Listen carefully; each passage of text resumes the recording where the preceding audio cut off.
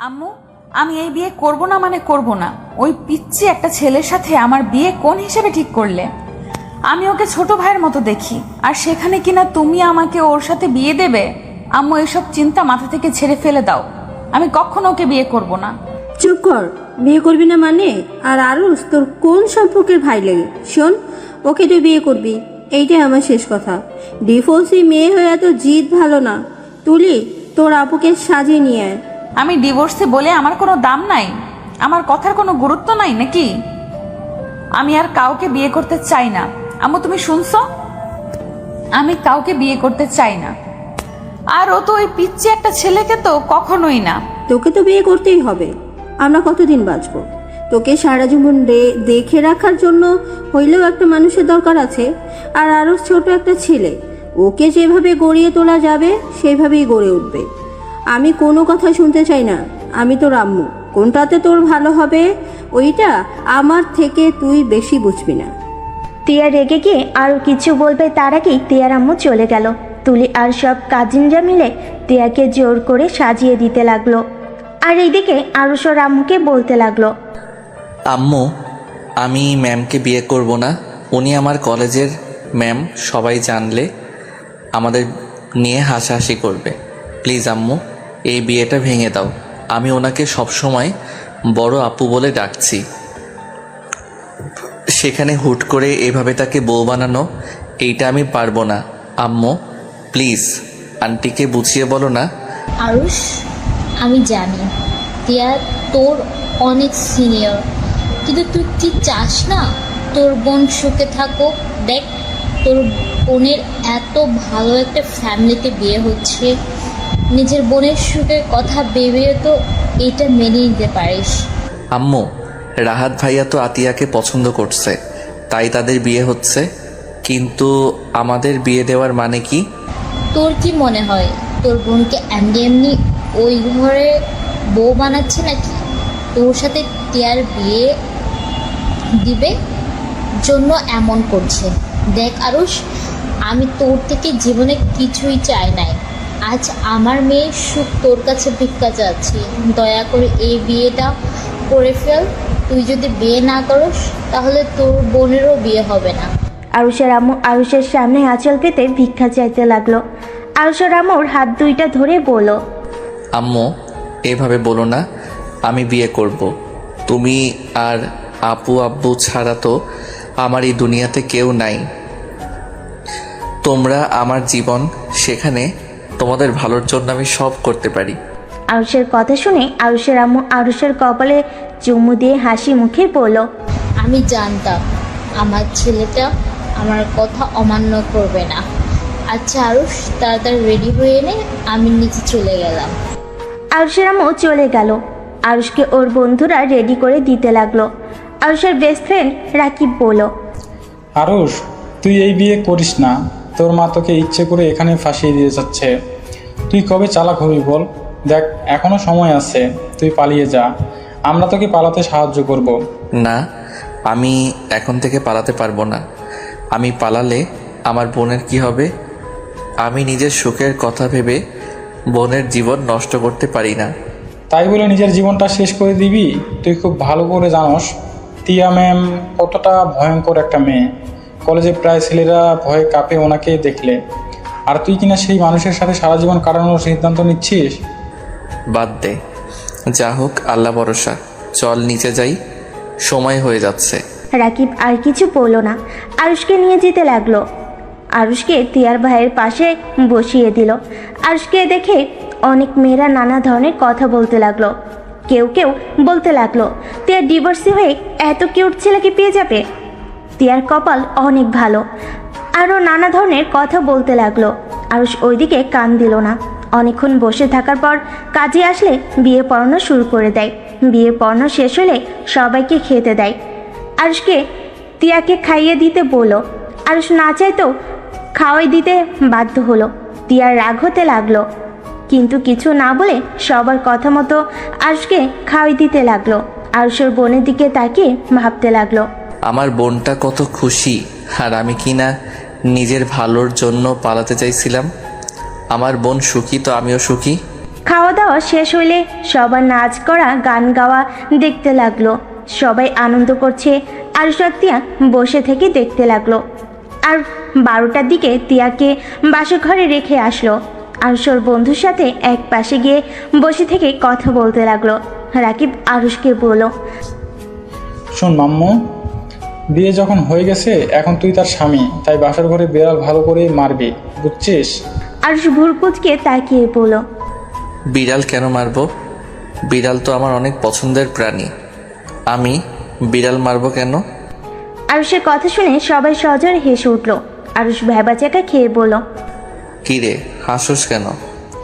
আরে শালা, বিড়াল এইটা ওই বিড়াল না, বলো এইদিকে কান দে, আমি বুঝিয়ে বলি।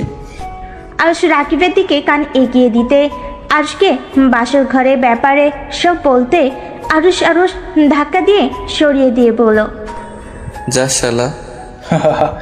এখন তো বুঝছো, এখন চল বাসর ঘরে যাবি, আর মনে যেন থাকে কি করতে হবে। আরুষের বন্ধুরা সবাই আরুষকে নিয়ে বাসর ঘরের সামনে গেল। দেখতে পাই আরুষের শালিকারা দাঁড়িয়ে আছে। রাকিব সবাইকে বলল, আরে আপনাদের 10,000 টাকা দেওয়া হবে, সব আমার কাছে, চলেন ভাগ করে দেই। 15,000 টাকা লাগবে, 10,000 টাকা হবে না। আরে সমস্যা নাই, আমার সাথে আসেন। আরুষ ভুরকুচকে তাকে কানে কানে বলল, এত টাকা আমার কাছে নাই, কি করছিস? তোর শ্বশুর আমার কাছে টাকা দিয়েছে, আর 10,000 টাকা দিব, আর 10,000 আমরা পার্টি করব। টাকাটা নিয়েছস কেন? এটা দিয়ে তুই চুপচাপ থাক, তুই ভিতরে যা, আমি ওদের নিয়ে যাই। রাকিব আরুষকে ঘরের ভিতর ঢুকিয়ে দিয়ে আরুষ পড়ে যেতে যেতে বেঁচে যায়। আরুষ নিজেকে সামলিয়ে নিল।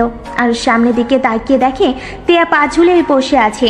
আরুষ কি বলবে বুঝতে না পেরে বলল, আসসালামু আলাইকুম ম্যাম। ওয়ালাইকুম আসসালাম। আরও শোনো, আমার তোমার সাথে কথা আছে। জি বলেন। আমি অন্তঃসত্ত্বা। আরুষ যেন থমকে গেল। আরুষ হাসি মুখে বলল, অভিনন্দন। ধন্যবাদ।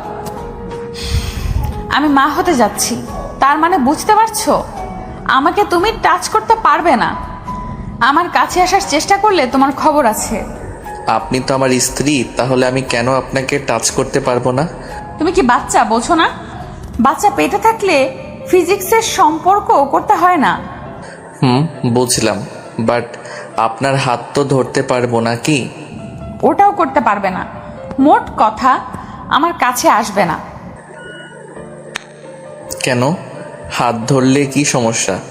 জানি না, আমার কাছে আসবে না, এটাই শেষ কথা। আর হ্যাঁ, আমি যে তোমার স্ত্রী এইটা যেন কলেজে বা আমার ফ্রেন্ড গ্রুপের কেউ না জানে। ওকে। গুড। যাও এখন শুয়ে পড়ো, বাট খাটে না, নিজে শুয়ে পড়ো। আলমারির পাশে পাটি আছে, আর আলমারির ভেতর কাঁথার চাদর আছে। আর এখান থেকে বালিশ নাও। ঠিক আছে। আরুষ কোনো কথা না বলে নিজের বিছানা করে নিল আর শেরানি খুলে ফেলল। তিয়া আরুষের দিকে তাকিয়ে বলল, আচ্ছা, তুমি আমাকে বিয়ে কেন করলে? আমি যতটা জানি তুমি তোমার বোন আমাদের সম্পর্ক দেখে বিয়ে করলে, তাই না? তোমার নামে তো আব্বু একটা বাসাও দিয়ে দিবে 1 বছর হয়ে গেলে। আপনার যেটা মনে হয় ওইটা ভাবেন। ও, আমি এখন বাইরে যাব কিভাবে? আমার পোশাক তো সব অন্য রুমে আছে। ওদের শপিং ব্যাগ দেখছো? ওইগুলো তোমার তুলে দিয়ে গেছে। আর শপিং ব্যাগগুলো চেক করে দেখো, ওর জন্য টি শার্ট পাঞ্জাবি রাখা আছে। আর টি শার্ট আর একটা প্যান্ট নিয়ে ওয়াশরুমে চলে গেল। ওয়াশরুম থেকে পোশাক পরিবর্তন করে বের হলে তিয়া বলল, শোনো, ওইগুলো আলমারিতে রেখে দাও এক সাইডে। আমার ওগুলো এলোমেলো করলে খবর আছে। আরুষ কিছু না বলে সুন্দর করে এক সাইডে বিছানা করে নিল। তারপর লাইট অফ করতে যাবে। তিয়া বলল, লাইট অফ করো না। চিন্তা করবেন না, আপনার ঘুমের সুযোগ নিতে যাব না। চুপ করে ঘুমাও। আজকের দিনটা রাগ দেখাতে চাচ্ছি না। আর হ্যাঁ, ঘরের ভেতরে কি হয় না হয় এটা যেন বাহিরে না যায়, তাহলে কিন্তু মেরে জঙ্গলে ফেলে দিয়ে আসবো। ভয় পাই নাই। তাই নাকি? আমি উঠবো নাকি? না না ম্যাম, আমি তো মজা করছি। Good night ma'am. আরুষ চোখ বন্ধ করে ঘুমিয়ে গেল। তিয়া আরুষের ঘুমন্ত চেহারার দিকে তাকিয়ে ভাবতে লাগলো, এইটুকু একটা ছেলের সাথে আমার বিয়ে কিভাবে দিতে পারলো? আম্মু আব্বু মাথা কি নষ্ট হয়ে গেছে নাকি? আর ওর আম্মুই বা কেমন, কোন হিসাবে আমার সাথে ওকে বিয়ে দিল?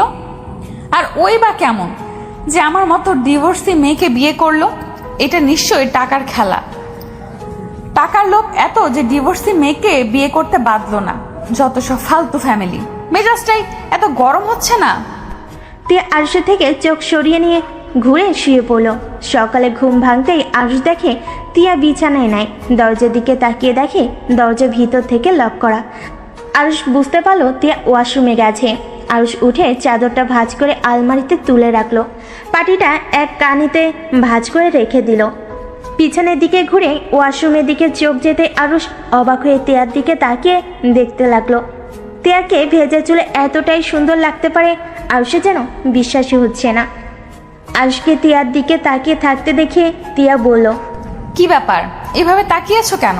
তিয়ার কথা শুনে আরুষ তাড়াতাড়ি করে চোখ নামিয়ে নিয়ে বলল, আপনি গোসল করছেন কেন? আমাদের মাঝে তো কিছুই হয় নাই। গোসল না করলে সবাই বুঝে ফেলবে আমার সাথে তোমার কিছু হয় নাই। আমি যে তোমাকে স্বামী হিসেবে মানি নাই এইটা জেনে যাবে, তাই গোসল করছি। তুমিও যাও, গোসল করে নাও। ও আচ্ছা। আরুষ আলমারি থেকে শার্ট প্যান্ট নিয়ে ওয়াশরুমের দিকে যেতে লাগলো। আর মনে মনে ভাবলো, বুদ্ধি কি কিছু না করে সবার সামনে প্রমাণ করতে হবে করছি। ধুর, ভালোই হয়েছে। ওনাকে স্ত্রী হিসেবে মানতে ইচ্ছে করছে না। যদি অধিকার চাইতো তাহলে কি যে হইতো। যাই, গোসল করে নেই। আরুষ ওয়াশরুমে চলে গেল। গোসল করে পোশাক পরিবর্তন করে প্যান্ট শার্ট ধুতে গিয়ে তিয়ার 3 পিস বালতিতে দেখে আরুষ বুঝতে পারলো না কি করবে। আরুষ ওয়াশরুমের দরজা খুলে দেখে তিয়া ড্রেসিং টেবিলের সামনে বসে চুল শুকাচ্ছে। আরুষ তিয়াকে কিছুক্ষণ দেখে পড়ল। ম্যাম, আপনার 3 পিস কি ধুয়ে দিব? তিয়া আরুষের দিকে ভুরু কুচকে তাকিয়ে বলল, না, তোমার শার্ট প্যান্ট রেখে দাও, রহমান ধুয়ে দিবে, তোমাকে কষ্ট করতে হবে না। দরকার নাই, আমি করে দিচ্ছি। আমি বলছি না রেখে দিতে, তোমাকে এসব করতে হবে না। আমার বউয়েরটা একটা ছেলে মানুষ ধুয়ে দিবে। এটা কেমন দেখায়? যদি রুনা আন্টি করতো তাহলে এক ব্যাপার ছিল। আরুষের কথা শুনে তিয়ার কিছু অবাক হয়ে বলল, কি বলে? তোমার বউ দেখো আরুষ, তুমি আমাকে বউ বলবে না। আমি তোমাকে। তিয়া আর কিছু বলতে যাবে তখনই দরজা নক করার শব্দ হলো। জোরে জোরে দরজা নক করাতে তিয়া বিরক্ত হয়ে দরজা খুলতে চলে গেল। আরুষের কিছুটা খারাপ লাগলো, কিন্তু কিছু না বলে ওয়াশরুমে গিয়ে 3 পিস শার্ট প্যান্ট ধুতে লাগলো। তুলি দরজা থেকে বলল, কি ব্যাপার, ওয়াশরুম থেকে এত শব্দ হচ্ছে কেন? ধুলাবাই কি করে? জানি না। তা এত জোরে নক করছিলি কেন? কি হয়েছে? তোমাদের নিচে যেতে বললো। তুলি কথাগুলো বলে আরুষকে খুঁজতে লাগলো। আরুষ ওয়াশরুম থেকে বের হয়ে বেলকনির দিকে যাবে তখনই তুলি বলল, স্যার আপনার হাতে এগুলো কেন? সরি স্যার, না দুলা ভাই, আপনার হাতে ওষুধ কেন? আফু আপনাকে ধুয়ে দিতে বলছে নাকি? আফু এগুলো কি? আমি এখন আম্মুকে বলে দিব। তিয়া আরুষ কিছু বলার আগে তুলি চলে গেল। তিয়া ডাকলে শুনে না। আরুষ যেন ভ্যাবাচাকা খেয়ে গেল। তিয়া রেগে রুমের ভিতর এসে বলল, তোকে বললাম না যে ওইগুলো ধুতে হবে না? তুই রেখে দে, রহমান এসেছে ধুয়ে দিবে। তুই কি আমাকে বকা খাওয়ানোর জন্য ইচ্ছে করে এরকম করলি নাকি? তিয়ার কথা শুনে আরুষ ভয় পেয়ে গেল। আরুষ ঢোক গিলতেই তিয়া রেগে আরুষের দিকে আসতে নিলে আরুষ তাড়াতাড়ি করে বেলকনিতে গিয়ে দরজা লাগিয়ে দিল। তিয়ার আরও রাগ উঠে গেল। তিয়া দরজা থাপড়াইতে লাগলো আর বলতে লাগলো, আরুষের বাচ্চা, দরজা খুল, তোর আজকে খবর আছে। আমি ভেবেছিলাম বিয়ের এই কয়দিন তোর সাথে খারাপ ব্যবহার করব না, কিন্তু তুই আমাকে খারাপ ব্যবহার করতে বাধ্য করলি। দরজাটা খোল বলছি। তিয়ার কথা শুনে আরুষের হাত পা কাঁপতে লাগলো। আরুষ কাঁপা কাঁপা কণ্ঠে বলল, ম্যাম, আমি বুঝতে পারি নাই, তুলি ভুল বুঝবে। ম্যাম প্লিজ ক্ষমা করে দেন। তুই আগে দরজা খুল, না হলে কিন্তু আমি দরজা ভেঙে যদি তোর কাছে যাই তাহলে তোর কি অবস্থা খারাপ করে দিব। কথাটা বলে আরো জোরে জোরে থাপড়াতে লাগলো। আরুষ ধোয়া জামা কাপড় সব মেলে দিয়ে ভয়ে ভয়ে দরজা খুলতে লাগলো। দরজা খুলতেই তিয়া যেই থাপ্পড় মারতে যাবে আরুষ সাথে সাথে তিয়ার হাত ধরে টান দিয়ে নিজের কাছে নিয়ে এসেছে। ঠোঁটের সাথে ঠোঁট পুষিয়ে দেয়। টিয়া যেন অবাক হয়ে গেল, চোখ বড় বড় করে তাকিয়ে থাকলো। আরুষ আলতো করে টিয়ার কোমরে হাত রাখতেই টিয়া কেঁপে উঠল। টিয়ার রাগ যেন দ্বিগুণ হয়ে গেল। টিয়া আরুষের হাত ধরে জোরে ধাক্কা দিলে আরুষ সোজা বেলকনির দরজার সাথে ধাক্কা খেয়ে পিঠে ব্যথা পেল। কলার ধরে সোজাভাবে দাঁড় করিয়ে গালে সজোরে থাপ্পড় লাগিয়ে দিল। এত জোরে থাপ্পড় মারল যে আরুষের ঠোঁট কেটে রক্ত ঝরতে লাগলো। টিয়া রেগে আরুষের কলার চেপে ধরে পড়ল। আর কোনো দিন যদি এমন দুঃসাহস দেখাস তোর কপালে দুঃখ আছে বলে দিলাম। গলা থেকে হাত সরিয়ে চলে যেতে নিলে আরুষ পিছন থেকে জড়িয়ে ধরলে টিয়া সারা শরীর শিউরে উঠল। টিয়া কিছু বলার আগে আরুষ টিয়ার শরীরের আঁচল ধরে রক্ত মুছতে লাগলো। টিয়ার আগে আবার মারতে যাবে, আরুষ অন্য হাত দিয়ে শক্ত করে হাত ধরে ফেলে। টিয়া আরেক হাত দিয়ে থাপ্পড় মারবে। আরুষ নিচে বসে পড়ে আর দাঁত বের করে হাসতে হাসতে বলল, আর এমন করব না, প্লিজ ম্যাম, এবারের মতো ক্ষমা করে দেন। আপনি যদি রাগী হন, আমিও আপনার স্বামী। আপনি যত রাগ করবেন আপনার সাথে রোম্যান্স করব তত। আর যদি শান্ত থাকেন তাহলে আপনার সম্মান করব। আপনার সাথে জোর করে এসব করতে যাব না। যাই হোক, আপনার পোশাক না মেয়ে কোনো ভুয়াকে দিয়ে কাজ করাবেন, আর না হইলে আমি করে দিব। আর বাবু হইলে পরে থেকে নিজের পোশাক নিজেই ধুয়ে নেবেন। আরুষ কথাটা বলে সোজা হয়ে দাঁড়িয়ে শীষ বাজাতে বাজাতে যেতে লাগলো। টিয়া রেগে হাতের কাছে থাকা গ্লাসটা আরুষের দিকে ছুঁড়ে মারলো। আরুষ তাড়াতাড়ি করে সরে গিয়ে বলল, আসবো না কি কিস করতে? দেখেন বাবু পেটে, এখন একটু শান্ত হয়ে থাকেন, নামাজ কালামের প্রতি মনোযোগী হন। বাবু হইলে তো সেই ওর আব্বু হিসেবে আমি থাকবো। তাই আমি চাই না আমার মেয়ে বা ছেলে তার আম্মুর মতো এমন ফাজিল মার্কা হোক।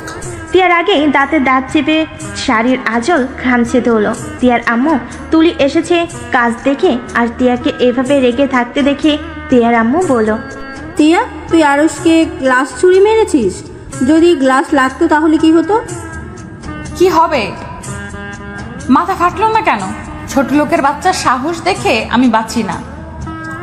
ওর কত বড় সাহস আমার সাথে। টিয়া কথা বলতে গিয়ে থেমে গেল।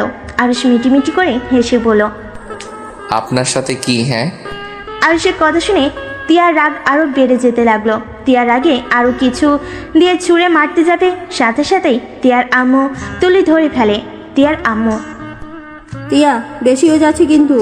আম্মু, এই ছোট লোকের বাচ্চাকে এখান থেকে যেতে বলো, না হইলে আমি ওকে খুন করে ফেলবো। দুলাভাই, আপনি প্লিজ যান, আপুকে আরো রাগিয়ে দিয়েন না। তোমরা যাও, আমি দেখতে চাই ম্যাম কত রাগ করতে পারে। দেখলে আম্মু, ওই ছোট লোকের বাচ্চার সাহস কত বড়, ওই আমার রাগ তুলতে চাচ্ছে। আম্মু ছাড়ো আমাকে, ওকে আমার রাগটা খায়। না বাবা থাক, আমি যাইগা। বড়লোক বাবার বড়লোক মেয়ের রাগ দেখতে আমার এখন ইচ্ছে করছে না। আরুষ কথাটা বলে শীষ বাজাতে বাজাতে চলে গেল। টিয়ার আম্মু টিয়াকে বলল, টিয়া, তুই কি হ্যাঁ আরুষকে স্বামী হিসাবে মেনে নাস নাই? টিয়া ওর আম্মুর কথা শুনে রাগ এক নিমিষে শেষ হয়ে গেল। টিয়া বুঝতে পারছে না কি বলবে। তুলি বলল, আমার মনে হয় না আপু দুলাভাইকে মেনে নিয়েছে। আপু ওই শয়তানটার জন্য দুলাভাইকে কেন দূরে সরিয়ে দিচ্ছিস? যে তোকে ভালোবাসে না, সেই মানুষটার জন্য কেন এভাবে নিজের জীবনটা নষ্ট করছিস? তোরা যা তো, মাথা নষ্ট করিস না, আমার আর কাউকে সহ্য হচ্ছে না। প্লিজ যা আম্মুকে নিয়ে। টিয়া, আমি তোর মা, আমি নিশ্চয়ই চাইবো না আমার মেয়ে অশান্তিতে থাক। আমি সব সময় চাইবো আমার মেয়েরা ভালো থাকুক, সুখে থাকুক। দেখ, একবার নিজের পছন্দে বিয়ে করেছিলি, আমাদের না বলে পালিয়ে গেছিলি। এবার আমরা যখন তোর বিয়েটাই দিয়েছি, তখন আমাদের উপরে ভরসা রাখ। আরুষ অনেক ভালো একটা ছেলে, ওকে নিজের মতো গড়ে তোলা যাবে। টিয়ার আম্মু আর কিছু বলবে তার আগেই টিয়ার রুম থেকে বের হয়ে গেল। টিয়ার আম্মু তুলি ওর পিছনে পিছনে যেতে লাগলো। টিয়া সিঁড়ি ভেঙে নিচে নামতে লাগলো, আর সেদিকে এক নজর তাকিয়ে দেখতে লাগলো। আর সবার সাথে হেসে হেসে কথা বলছে। কিছুক্ষণ তাকিয়ে থেকে আর সে দিক থেকে চোখ সরিয়ে নিল। টিয়া সোজা বের হয়ে গেল বাসা থেকে। রাকিব টিয়ার দিকে দেখে আরুষকে বলল, কিরে মাম্মু, রাতে কি বিড়াল ভালো মতোই মারছস নাকি? না হলে ম্যাম এত শান্ত চোখে তোর দিকে তাকিয়ে দেখতো না। ভেরি গুড মাম্মু। রাকিবের কথা শুনে আরুষ কিছুটা অবাক হলো। আরুষ পিছনে তাকাতে দেখে তুলি আর ওর আম্মু নামছে। আরুষ তুলিকে বলল, তুলি, তোমার রুমে যাও, আমি আসছি। কেন? তোমাকে পড়াবো, চলো। আরুষের কথা শুনে তুলি ভেবাচেকা খেয়ে আরুষের দিকে তাকিয়ে বলল, দুলাভাই, আপনাদের বিয়ের একদিন হইল, বিয়ে অনুষ্ঠান সব শেষ হোক, তারপর পড়তে বলবো। এখন প্লিজ পড়তে বসতে বলবেন না। তোমার 1 মাস পর পরীক্ষা আর তুমি এই বিয়ে নিয়ে পড়ে আছো। আমি এইসব কিছু শুনতে চাই না, চলো আমার সাথে। আম্মু, দুলাভাইকে বোঝাও না। আন্টি আমাকে কি বুঝাবে? চলেন আমার সাথে, খালি পড়া চুরি করার ধান্দা। আরুষের কথা শুনে সবাই হেসে উঠল। তুলি মুখ ভেঙচি দিয়ে চলে গেল। রাকিব আরুষকে বলল, ভাই এবার তোর শালিকাকে ছেড়ে দে, বিয়ের অনুষ্ঠান শেষ হয়ে যাক। তুই চুপ কর, এমনিতে পড়তে চাই না, আবার তোরা শুরু করে দিয়েছস। আরুষ, তুমি নাস্তা করে তারপর যাও। ক্ষুধা লাগছে না আন্টি? আচ্ছা আন্টি, আপু কোথায়? আপুকে তো দেখছি না। তোমার আম্মুর সাথে এই রুমেই আছে হয়তো। ও আচ্ছা। আরুষ আর কিছু না বলে তুলির রুমে চলে গেল। তুলি আরুষকে দেখে মন খারাপ করে বইয়ের দিকে তাকিয়ে থাকলো। আরুষ তিয়ার পাশে চেয়ারে বসে বলল, পিচ্ছু কি আমার উপরে রাগ করছে নাকি? না, বুঝেছি রাগ করছো, কিন্তু তোমার 1 মাস পরে এসএসসি পরীক্ষা। এখন যদি পড়াশোনা বাদ দিয়ে আনন্দ করতে ব্যস্ত থাকো, পড়াশোনা কখন করবে শোনো? 1 ঘন্টা পড়া শেষ হইলে আমি তোমাকে আজকে সন্ধ্যায় পড়াবো না, প্রমিস। আরুষের কথা শুনে তুলির মুখে হাসি ফুটে উঠল। তুলি আরুষকে বলল, ধন্যবাদ দুলাভাই। ওয়েলকাম। শোনো, আমাকে বাসার বাহিরে দুলাভাই বলবে না। আরুষের কথা শুনে তুলি ভুরকুচকে তাকিয়ে বলল, কেন? শুনো, তোমার আপু কলেজের একজন শিক্ষিকা, তার স্বামী যদি ইন্টার ফার্স্ট ইয়ারে পড়ে, এটা কেউ জানতে পারলে হাসাহাসি করবে। আর সবাই তো জানে আমি তোমাকে প্রাইভেট পড়াই, সেখানে যদি জানতে পারে এখন তোমার বোনের সাথে বিয়ে হয়েছে, তাহলে সবাই কত কিছু বলবে। আচ্ছা, বাহিরে বলবো না, বাহিরে আরুষ ভাই বলে ডাকবো। আচ্ছা দুলাভাই, আপু আপনাকে মেনে নাই তাই না? এই পড়তে বসো পিচ্ছি, বড়দের বিষয়ে যেতে হয় না, তারপরও তুমি পাকনামি করো। আরুষের কথা শুনে তুলি আর কিছু না বলে পড়তে লাগলো। 1 ঘন্টা পড়া শেষ হলে তুলি খুশিতে পড়ল, দুলাভাই, এখন আমি চলে গেলাম। এই অঙ্কটা করে তারপর যাও। আপনি না বললেন 1 ঘন্টা পড়তে? হ্যাঁ, কিন্তু এই অঙ্কটা করে তারপর যাও। আরুষের কথা শুনে তুলি তাড়াতাড়ি করে অঙ্ক করতে লাগলো। অঙ্ক করা শেষ করে দৌড়ে পালিয়ে গেল। আরুষ অঙ্কটাই দেখে। বাটন ফোনটা মেসেজ চেক করতে করতে রুম থেকে বের হতেই তিয়ার সাথে ধাক্কা খেলো। তিয়া পড়ে যেতে লাগবে, সাথে সাথেই আরুষ পিছন থেকে তিয়ার ব্লাউজ ধরে ফেলো। কিছুটা ছিঁড়ে দেওয়ার শব্দ হলো। আরুষ তাড়াতাড়ি করে তিয়াকে সোজা করে দাঁড় করিয়ে দিতেই তিয়া আরুষের গালে থাপ্পড় মারতে যাবে। আরুষ হাত ধরে বলল, আমি ইচ্ছে করে এমন করি নাই, আপনি পড়ে যাইতেন আর পেটে বাবু আছে, পড়ে গেলে সমস্যা হইতো, তাই আমি ভেবে না পেয়ে যেইটা হাতের কাছে পাইছি ওইটাই ধরছি। কানার মতো করে হাঁটোস, চোখে দেখোস না? আর আমার হাত ছাড়ে না হইলে এমন জায়গায় লাথি দিব না। তিয়ার কথা শুনে আরুষ সাথে সাথেই হাত ছেড়ে দিল। তিয়ার প্রশ্নের কোনো উত্তর না দিয়ে চলে যেতে লাগলো। তিয়া পেছন থেকে আরও রেগে গিয়ে নিচে পড়ে থাকা আরুষের বাটন ফোন দিয়ে সোজা ওর মাথায় ঢিল মারল। আরুষের মাথায় লেগে জোরে একটা শব্দ হলো। সাথে সাথেই আরুষের বোন আর আম্মু রুম থেকে বের হতে দেখে তিয়া রেগে আছে। আর আরুষ মাথায় হাত দিয়ে তিয়ার দিকে তাকিয়ে আছে। ফোনটা সব ভেঙে পড়ে আছে। আরুষের আম্মু বলল, বৌমা, কি হয়েছে? তুমি এভাবে করে রেগে আছো কেন? আরুষ, কি করেছোস বৌমার সাথে? এখনই বৌমার কাছে ক্ষমা চা। আরুষের আম্মুর দিকে একবার তাকালো আর একবার তিয়ার দিকে তাকালো। আরুষ মাথার পিছন থেকে হাত নিয়ে এসে দেখে হাতে রক্ত লেগে আছে।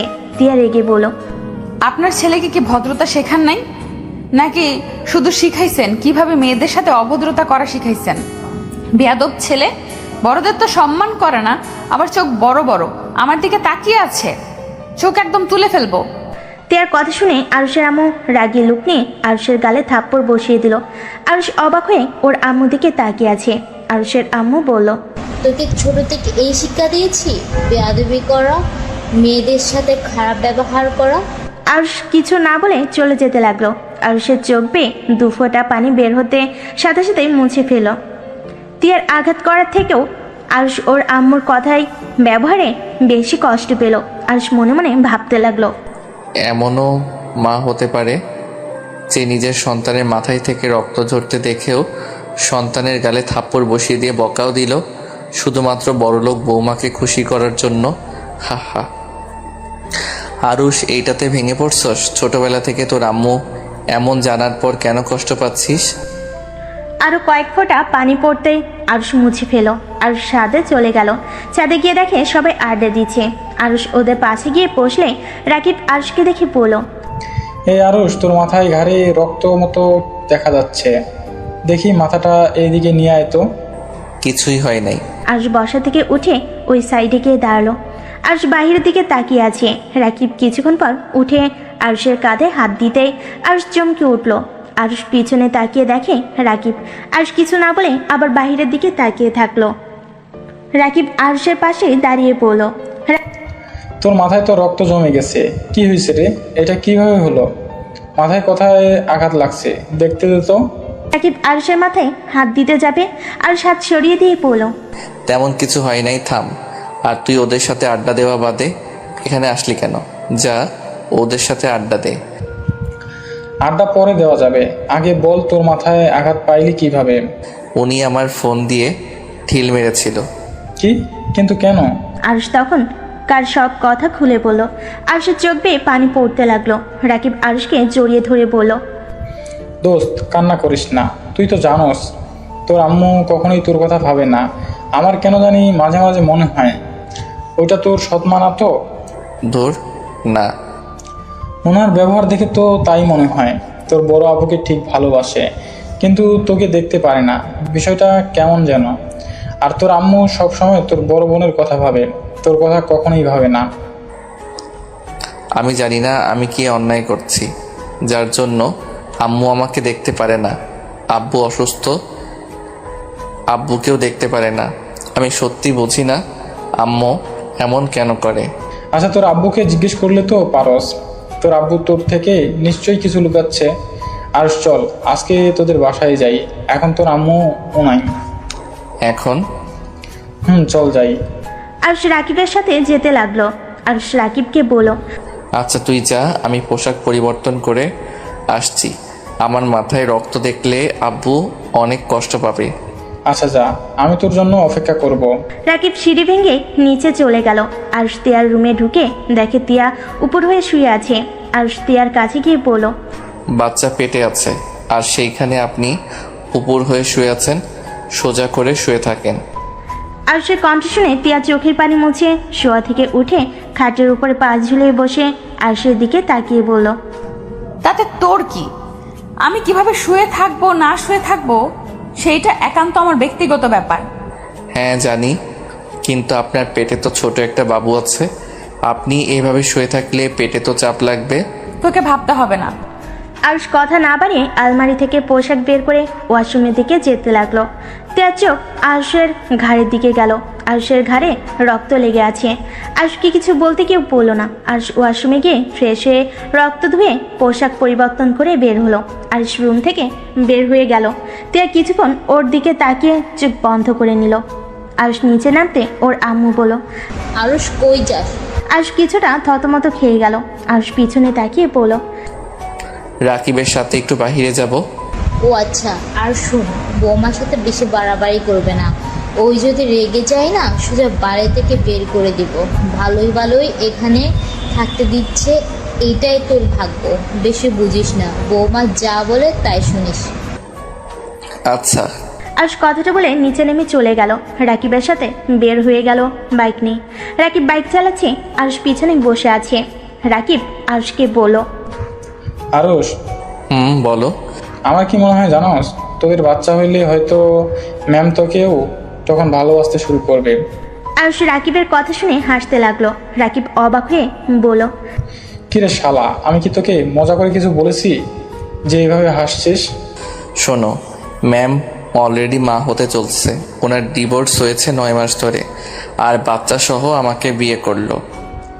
তোর আম্মুর সব কিছু জেনেও তোকে কিছুই বলে নাই। তোর আম্মুর সব কিছু জেনেও তোকে কিছুই বলে নাই। তোর আম্মু কেমন মানুষ রে, টাকার লোভ এত যে নিজের সন্তানকে এমন একটা মেয়ের সাথে বিয়ে দিল। একে তো ডিভোর্সে আবার পেটে বাচ্চাও আছে। আচ্ছা তুই কি জানোস ম্যামের ডিভোর্স কেন হয়েছে?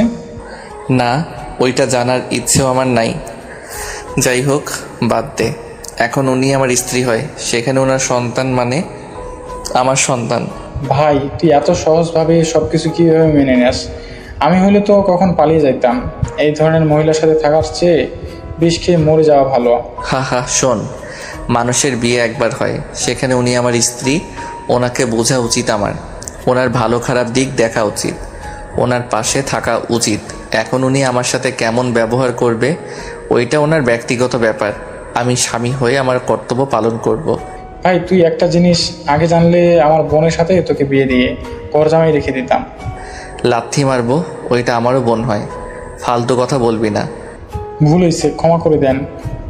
রাকিবের কথা বলার ধরন দেখে হাসতে লাগলো। আরুষ রাকিব ওর বাসায় পৌঁছে গেল। টিনের গেটটা সরিয়ে দিয়ে দুজন ভিতরে ঢুকলো। আরুষের আব্বু গাছের নিচে বসে আছে। আরুষ ওর আব্বুর কাছে গিয়ে বসে বলল, আব্বু কেমন আছো? ভালো, তুই কখন আসলি? আর তোরা বাসায় আসিস না কেন? আব্বু খাবার খাইছো? হ্যাঁ। আঙ্কেল আপনি কি জানেন আপনার ছেলে মেয়ের বিয়ে হয়ে গেছে? রাকিবের কথা শুনে আরুষের আব্বু চমকে গেল। আরুষের দিকে তাকিয়ে বলল, তোদের বিয়ে হয়ে গেছে মানে? কার সাথে হয়েছে? আমি যে বাসায় প্রাইভেট পড়াই, ওর বোন আমাদের কলেজের ম্যাম, ওনার সাথে আমার বিয়ে হয়েছে। আর আপুর বিয়ে হয়েছে ওনার বড় ভাইয়ের সাথে। কি ওই মেয়েটাই না ডিভোর্সি আর বদমেজাজি একটা মেয়ে? আর ওই তোর কত বড় হয়? ওর সাথে তোর কিভাবে বিয়ে হয়? আব্বু মাথা গরম করো না, শান্ত হও। আমি তোমাকে সব বুঝিয়ে বলছি। আরুষের আব্বুকে প্রথম থেকে সব বুঝিয়ে বলতে লাগলো। আরুষের আব্বু রেগে বলল, ওই মহিলা শেষমেশ নিজের মেয়ের ভালোর জন্য তোকে একটা বিবাহিত মেয়ের সাথে বিয়ে দিল? এত নিচে ওই কিভাবে নামতে পারে? ওই একবার আসুক, আমি যদি ওকে খুন না করছি। আব্বু থামো। ওয়েট আঙ্কেল, কি বললেন? ওই মহিলার নিজের মেয়ে মানে? আরুষের আব্বু থমকে গেল। আরুষের আব্বু বলল, কিছু না, তোমরা ঘরে যাও। ওই মহিলা একবার আসুক, ওর খবর আছে। আঙ্কেল আপনি কথা ঘোরাচ্ছেন। রাকিব যাও, রুমে যাও, বেয়াদবি করো না। রাকিব আর কিছু না বলে আরুষের সাথে আরুষের রুমে চলে গেল। আরুষকে রাকিব বলল, তোর আব্বুকে চেপে ধর, সত্যিটা বের হয়ে যাবে। ভয় লাগছে আব্বু যদি বেশি উত্তেজিত হয়ে যায়। আর আব্বুর জন্য তো উত্তেজিত হওয়া ভালো না। তোর আব্বুকে সুন্দরভাবে বোঝাতে হবে। আমার মনে হয় তোর আম্মু তোর নিজের আম্মু না। চুপ কর তো ভাই। আচ্ছা চুপ হইলাম, এখন তোর আব্বুর রুমে চল। ভয় লাগছে। শালা যাবি আমার সাথে? চল। রাকিব আরুষকে টেনে ওর আব্বুর রুমে চলে গেল। আরুষের আব্বু চোখে পানি দেখে আরুষ বলল, আব্বু তুমি কান্না করছো কেন? আমার জন্য তোর লাইফটা নষ্ট হয়ে গেল। আমি ভাবতে পারি নাই তোর আম্মু তোকে ওই রকম একটা মেয়ের সাথে লুকিয়ে বিয়ে দিয়ে দেবে। আঙ্কেল আমার তো মনে হয় আরুষের আম্মু নিজের তো নাকি সৎ মা। আরুষের আব্বু চমকে উঠল। আরুষের আব্বু রাকিবের দিকে তাকিয়ে বলল, এসব কি বলছো? এটা আমার কথা না আরুষ মনে হয়। আর আরুষের সাথে যেমন ব্যবহার করে তাতে তো এমনই মনে হয়। আরও রাকিব যা বলছে, তুমি কি সত্যি এইটা মনে করস? না মানে আব্বু। বুঝেছি, যাই হোক, আমি তোকে আজকে একটা সত্য কথা বলবো। কি সত্যি আব্বু? আরুষ, আমি যদি বলি আমরা তোর নিজের বাবা মা না, তাহলে কি তুই আমাদের ছেড়ে চলে যাবি? আরুষের আব্বুর কথা শুনে আরুষ রাকিব যেন থমকে গেল। আরুষ অসহায় চোখে তাকিয়ে বলল, মানে তোমরা আমার আপন বাবা মা না? মানে কি? হ্যাঁ, আমরা তোর আপন বাবা মা না। আব্বু মজা করছো নাকি? না, আমি সত্যি বলছি। তাহলে আমার বাবা মা কে? রাকিবের দিকে তাকিয়ে কিছুটা অকট ফিল করলো। রাকিব বুঝতে পেরে বলল, আঙ্কেল বলেন, সমস্যা নাই, আমি কাউকে বলবো না। তোর আব্বু আজিমপুরের তালুকদার, তোর দাদু আর চৌধুরী বাড়ি তোর নানার। আজিমপুর তো আমার মামার বাড়ি, আর ওনাদের তো আমি চিনি। আমার মামা তালুকদার স্কুলে শিক্ষকতা করেন। আর চৌধুরী বাড়ির সাথে তো ওনাদের সম্পর্ক ভালো না, একে উপরে শত্রুতা। একে অপরের শত্রুতা? আমার মাথায় কিছু আসছে না। তাহলে আমি এখানে কেন? আমি তোর আব্বুর দেখাশোনা করতাম। ধরতে গেলে আমি তোর আব্বুর বিশ্বস্ত লোক ছিলাম। তোর আব্বু যেখানে যেত আমাকে সেইখানে নিয়ে যাইতো। তোর আম্মুর সাথে প্রেম করতো, এইগুলো আমি সব জানতাম। দুজনে মুখের ওপর কিছু বলতে পারি নাই যে এই ভালোবাসা কেউ মেনে নেবে না। আমি যেই ভয়টা খুব করে পেতাম একদিন সেটাই হলো। তুই তোর আম্মুর পেটে যখন আসলি তখন তোর আব্বু আম্মু একে অপরের সহ্য করতে পারতো না। দুজন তোকে নষ্ট করার চিন্তা করে, ডাক্তারের কাছে গেছে, কেউ নষ্ট করতে রাজি হয় নাই। তোর আম্মু পরে ঢাকা চলে যায় যাতে কেউ বুঝতে না পারে। আর তোর আব্বু আর আমিও ব্যবসার কাজে ঢাকায় থাকতাম। যেদিন তুই জন্মগ্রহণ করস সেই দিন আমি তোর আব্বুও গেছিলাম। তোর আব্বু ডাক্তারের সাথে কথা বলেছে তোকে যেন কোথাও রেখে আসে, যা টাকা লাগবে সব দিয়ে দিবে। তখন আমি তোকে কোলে করে হাঁটাহাঁটি করছিলাম। তোকে দেখে আমার অনেক মায়া হয়। আমার স্ত্রী আর মা হতে পারবে না। তোর আপু হওয়ার পর একটা রোগের কারণে বাচ্চা হওয়ার নাড়িটা কেটে ফেলতে হয়, আর এক ছেলে খুব দরকার ছিল। পরে তোকে তোর আব্বু আম্মুর থেকে রাজি করিয়ে সেই যে নিয়ে এসেছি, আর কোনোদিন ওই গ্রামে যাই নাই। আমার ভয় হইতো যদি তোর আব্বু আম্মু তোকে আমাদের থেকে কেড়ে নেয়। আমি তোকে অনেক ভালোবাসি রে বাপ, আমাকে ক্ষমা করে দিস। আমি এতদিন এইসব লুকিয়ে রাখছিলাম। আরুষের আব্বু কান্না করছে, আরুষের চোখ বেয়েও পানি বের হচ্ছে। আরুষ কি বলবে বুঝতে পারছে না। আরুষ মাটির উপর পড়ে যেতে নিবে, সাথে সাথে রাকিব ধরে ফেলে। আরুষ চোখে পানি মুছে নাক ছিটকে স্বাভাবিক হয়ে বলল, আব্বু, তোমাকে ভয় পেতে হবে না, আমি তোমাদের ছেড়ে কোথাও যাব না। তোমরা আমার জন্য অনেক করছো, আমি তোমাদের ঋণ কখনোই ভুলতে পারবো না। আঙ্কেল, ওই মহান দুইটা মানুষের নাম কি? আয়ান তালুকদার, আয়না চৌধুরী। কি ওনারা? আয়না আন্টি তো অনেক ভালো, আর আয়না আন্টি তো তোদের বিয়েতে এসেছিল। কি? হ্যাঁ, তোদের বিয়েতে দেখেছিলাম। কথা বলতে গিয়ে বলতে পারি নাই। তোর শালিকাগুলো অনেক ফাজলামি করছিল। ওনার সাথে আবার ওনার কি সম্পর্ক? যাই হোক, রাকিব আমাকে প্রমিস কর এই কথাগুলো আমরা তিনজন ছাড়া আর কেউ যেন না জানে। আমি আমার এই মা বাবাকে চিনি, আর কাউকে চেনার দরকার নাই। তোকে কথা দিলাম, আমি কাউকে বলবো না। আচ্ছা আব্বু, আমি ওই বাসায় যাব, রুমাকে বলে দিব তোমার রান্না যেন করে দেয়। আর আম্মু যে কবে আসবে কে জানে, নাকি ওইখানে থাকার চিন্তা করছে কে জানে। ওই মহিলা লোভী টাইপের আগে এমন ছিল না, আমি অসুস্থ হওয়ার পর থেকে এমন হয়ে গেছে। আমার কাছে উনি বেস্ট একজন মা, যে নিজের সন্তানের জন্য সব কিছুই করতে পারে।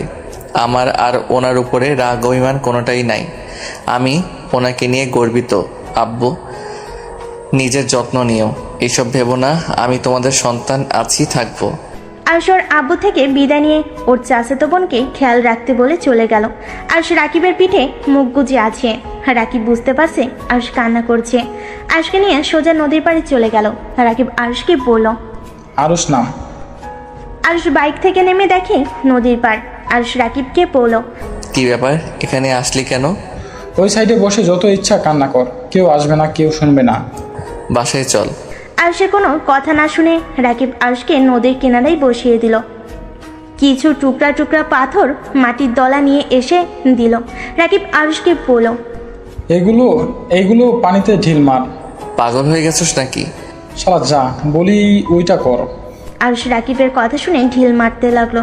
আস্তে আস্তে আরুষের ঢিল মারতে মারতে যত রাগ ছিল সব রাগ খাটাতে লাগলো, আর চিৎকার করে কান্না করতে লাগলো। রাকিব আরুষকে শক্ত করে জড়িয়ে ধরলো।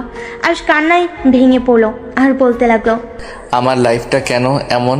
বাবা মা অবৈধভাবে দুনিয়াতে নিয়ে আসলো, আবার ছোটবেলা থেকে মানুষের লাথি গোতা খেয়ে এত দূর আসলাম, বিয়ে করলাম, সেখানে স্ত্রীও দেখতে পারে না। আমি আর কত সহ্য করব? এত অত্যাচার আমার সহ্য হচ্ছে না। মানুষের মুখের পাতলা চামড়ায় কথাগুলো আমার যে সহ্য হয় না। আমি কি কোনোদিন ভালো থাকার মতো স্থান পাবো না? আমি মানুষকে অবহেলা পাওয়ার জন্য জন্ম নিয়েছি? আমার কি শুধু কষ্ট পাওয়ার জন্য এই দুনিয়াতে আল্লাহ পাঠিয়েছে? আমি যা নিতে পারছি না। আরুষ কথাগুলো শেষ করে রাকিবের বুকে ঢলে পড়লো। আরুষ পড়ে যেতে নিবে, সাথে সাথে রাকিব শক্ত করে ধরে ডাকতে লাগলো, আরুষ, এই আরুষ কি হলো তোর? রাকিব আরুষের নাকের কাছে আঙ্গুল দিয়ে বুঝতে পারলো আরুষ জ্ঞান হারিয়ে ফেলেছে। আরুষকে ধরে বাইকের সাথে ঠেকে নদী থেকে পানি নিয়ে আসতে গিয়ে ব্যর্থ হলো। রাকিব উপায় না পেয়ে ওর এক বন্ধুকে কল দিয়ে আসতে বলল। আরুষের কাছে বসে আরুষকে ডাকতে লাগলো। আরুষের কোনো সারা শব্দ না পেয়ে বেশ কিছুক্ষণ পর আরুষের আরেকটা বন্ধু আসলো। আরুষকে দেখে চমকে গেল। রাকিব বলল, ওকে মধ্যে বসে তুই পিছন থেকে ওকে ধর, এখন কোনো কিছু বলার সময় নাই। রাকিব বাইকে উঠে পড়লো, আরুষকে তুলে ওই ফ্রেন্ডের পিছনেই বসলো। আরুষকে নিয়ে সোজা হসপিটালে চলে গেল। আরুষের জ্ঞান ফিরে দেখে ও বেডে শুয়ে আছে। আরুষ হাতের স্যালাইন খুলে ফেলে বাইরে গেল। রাকিব আরুষকে দেখে বলল, কিরে ইঞ্জেকশন খুলি কেন? যা শুয়ে থাক। বাসায় যাব। আর আমি এখানে কিভাবে আসলাম? তুই জ্ঞান হারিয়ে ফেলছিলি, তুই বেড শুয়ে থাক, খাবার নিয়ে আসছে। না, ক্ষুধা লাগছে না, চলো বাসায় যাই। আরুষ রাকিবের সাথে জোরাজুরি করতে লাগলো। রাকিব আর উপায় না পেয়ে হসপিটালের বিল দিয়ে আরুষকে নিয়ে বাসার উদ্দেশ্যে রওনা দিল।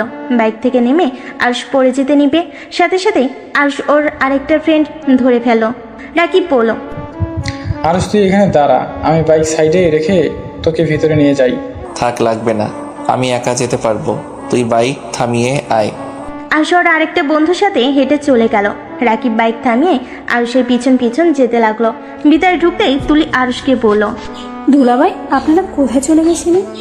আরুষ তুলির কণ্ঠ পেয়ে তুলির দিকে তাকিয়ে মিষ্টি করে হাসি দিয়ে বলল, আব্বুর সাথে দেখা করতে গেছিলাম। তোমাকে না বললাম তোমার আবুকে নিয়ে আসতে? বেআইন তো বারবার কথা এড়িয়ে গেল। আরুষ কিছু বলার আগে ওর আম্মু বলে উঠল, উনি তো অসুস্থ, তাই এখানে নিয়ে আসবো না। উনি এত মানুষের মাঝে থাকতে পছন্দ করে না। তাই বলে ছেলে মেয়ের বিয়ে তো আসলো না।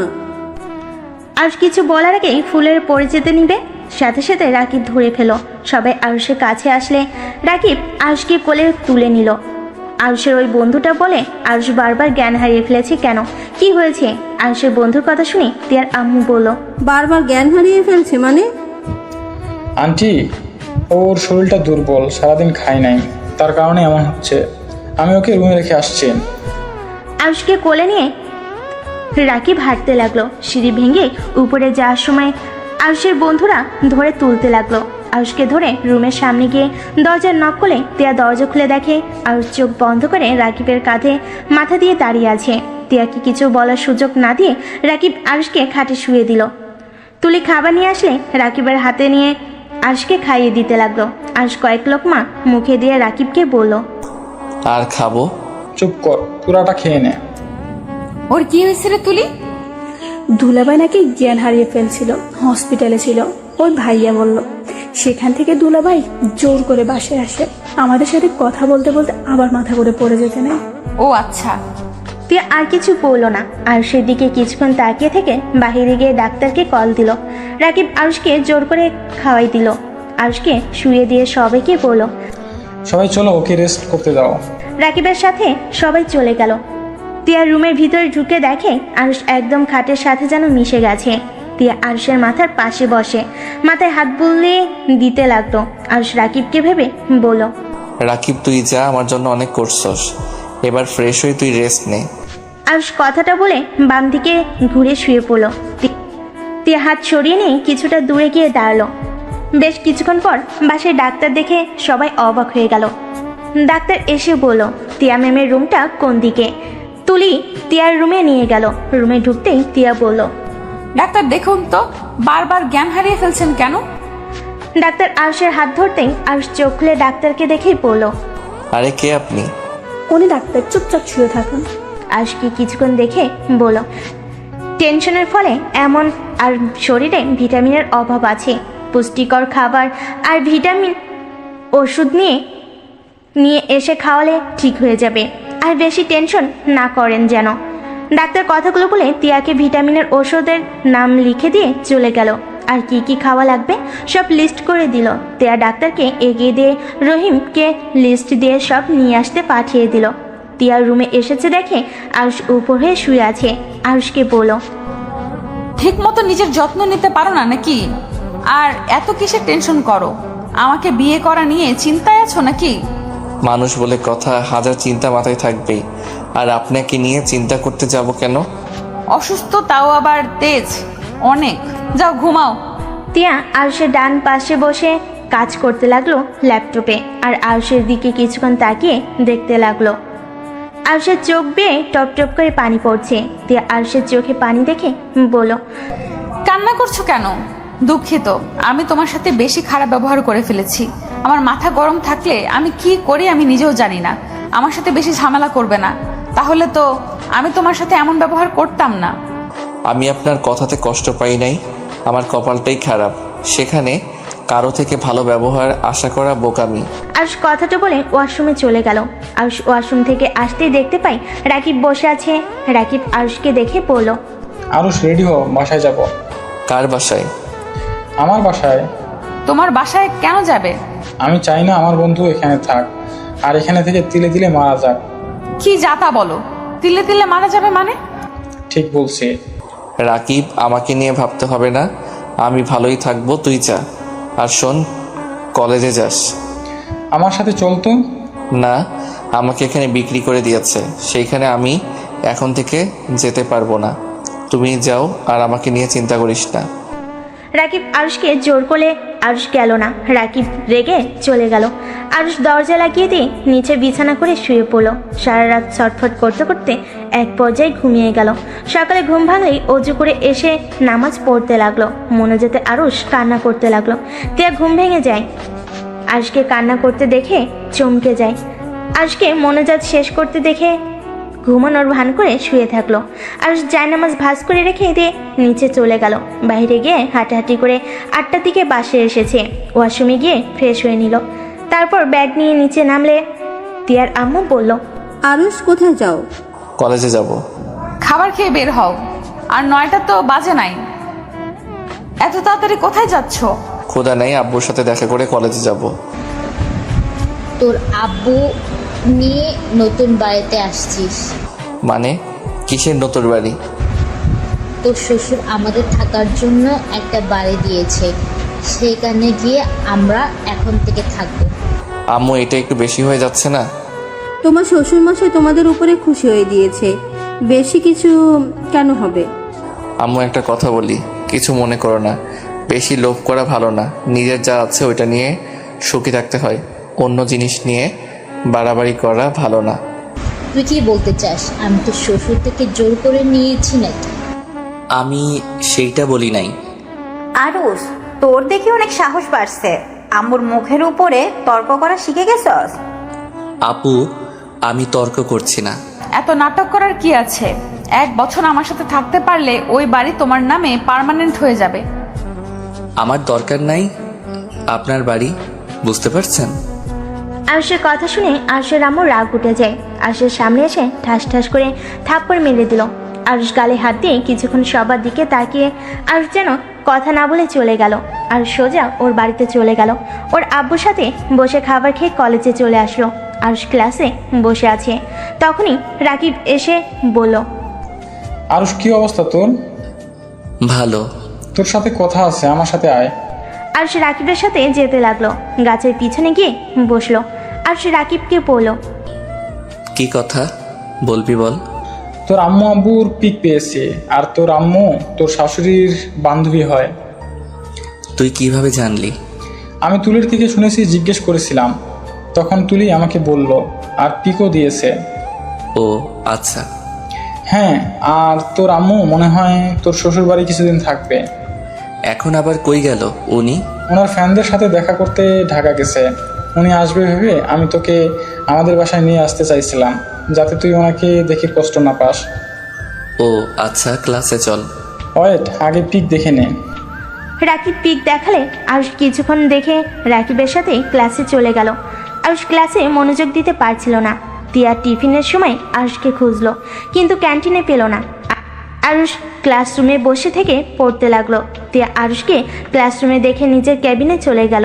কলেজ ছুটি হলে রাকিব আর আরুষ একসাথে বের হলো। রাকিব আর আরুষ রাস্তা দিয়ে হেঁটে যাচ্ছিল। তিয়া গাড়ির ভিতর থেকে আরুষকে দেখতে লাগলো।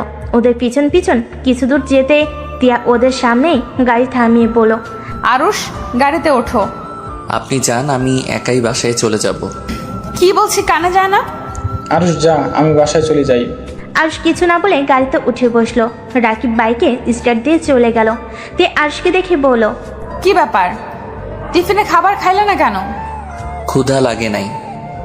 এখানে খাবার আছে, খেয়ে নাও, আম্মু তোমার জন্য পাঠাইছিল। আরুষ কিছু না বলে খাবার খেতে লাগলো। খাবার খাওয়া শেষ করে রুমাল দিয়ে হাত মুছে নিল।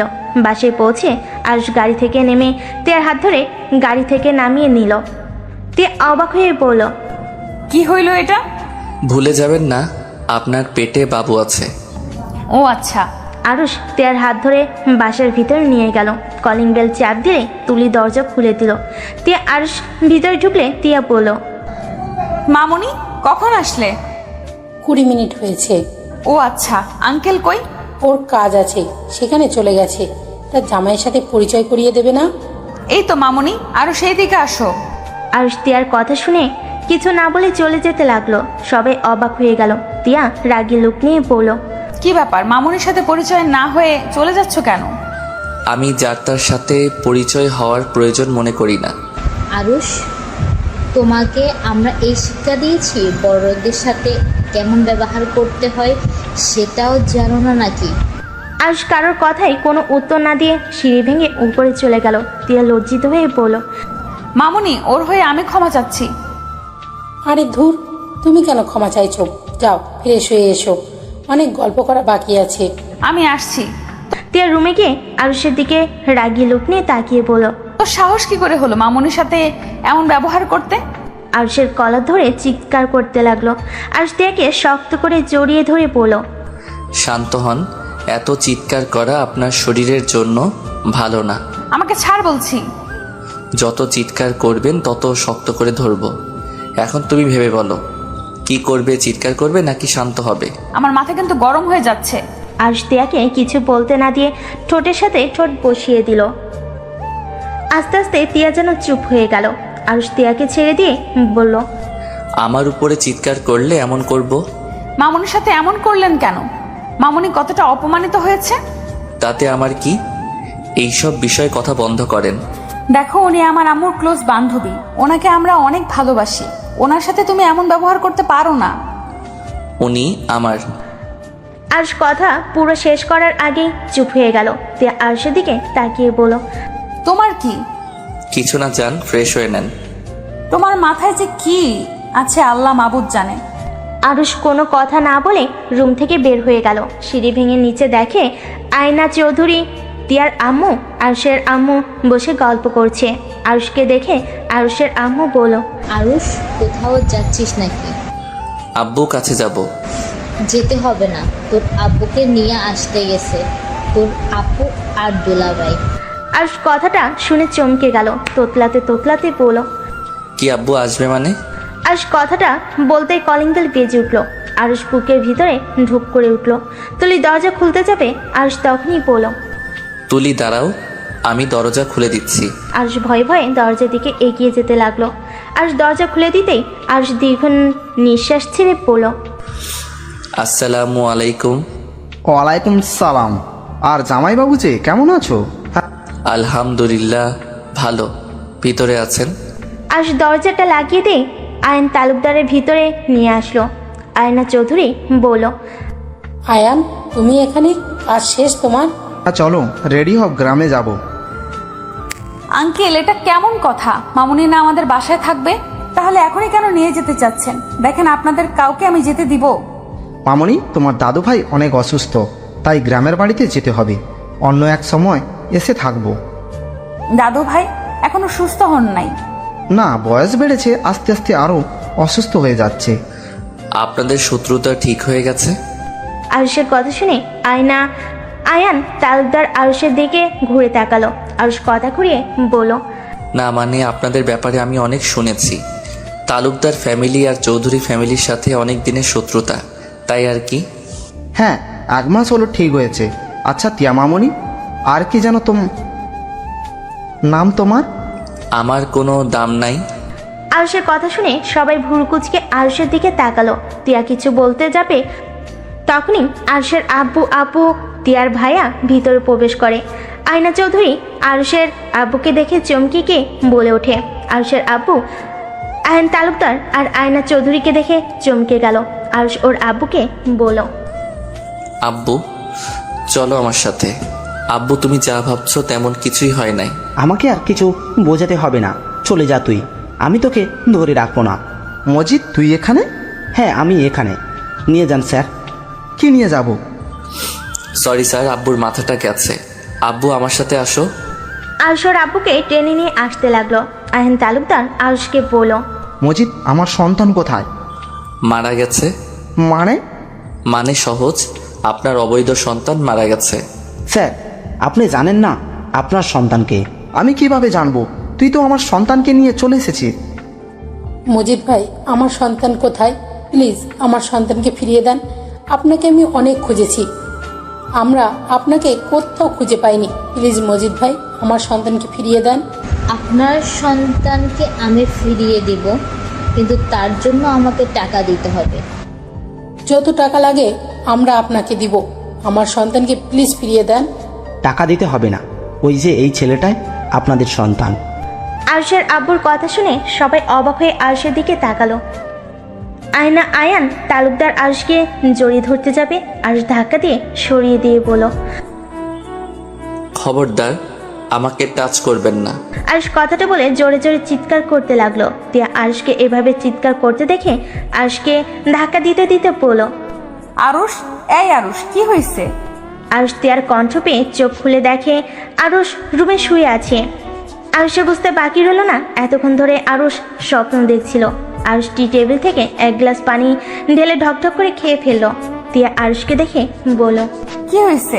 খারাপ স্বপ্ন দেখছো নাকি? হয়তো। কত বাজে? সন্ধ্যা হয়ে গেছে, যাও ফ্রেশ হয়ে নাও। আমি ঘুমাইছি কখন? কলেজ থেকে এসেছে তো ঘুমিয়ে গেলে। এই, তোমার মাথায় কি সমস্যা দেখাচ্ছে নাকি? কেন?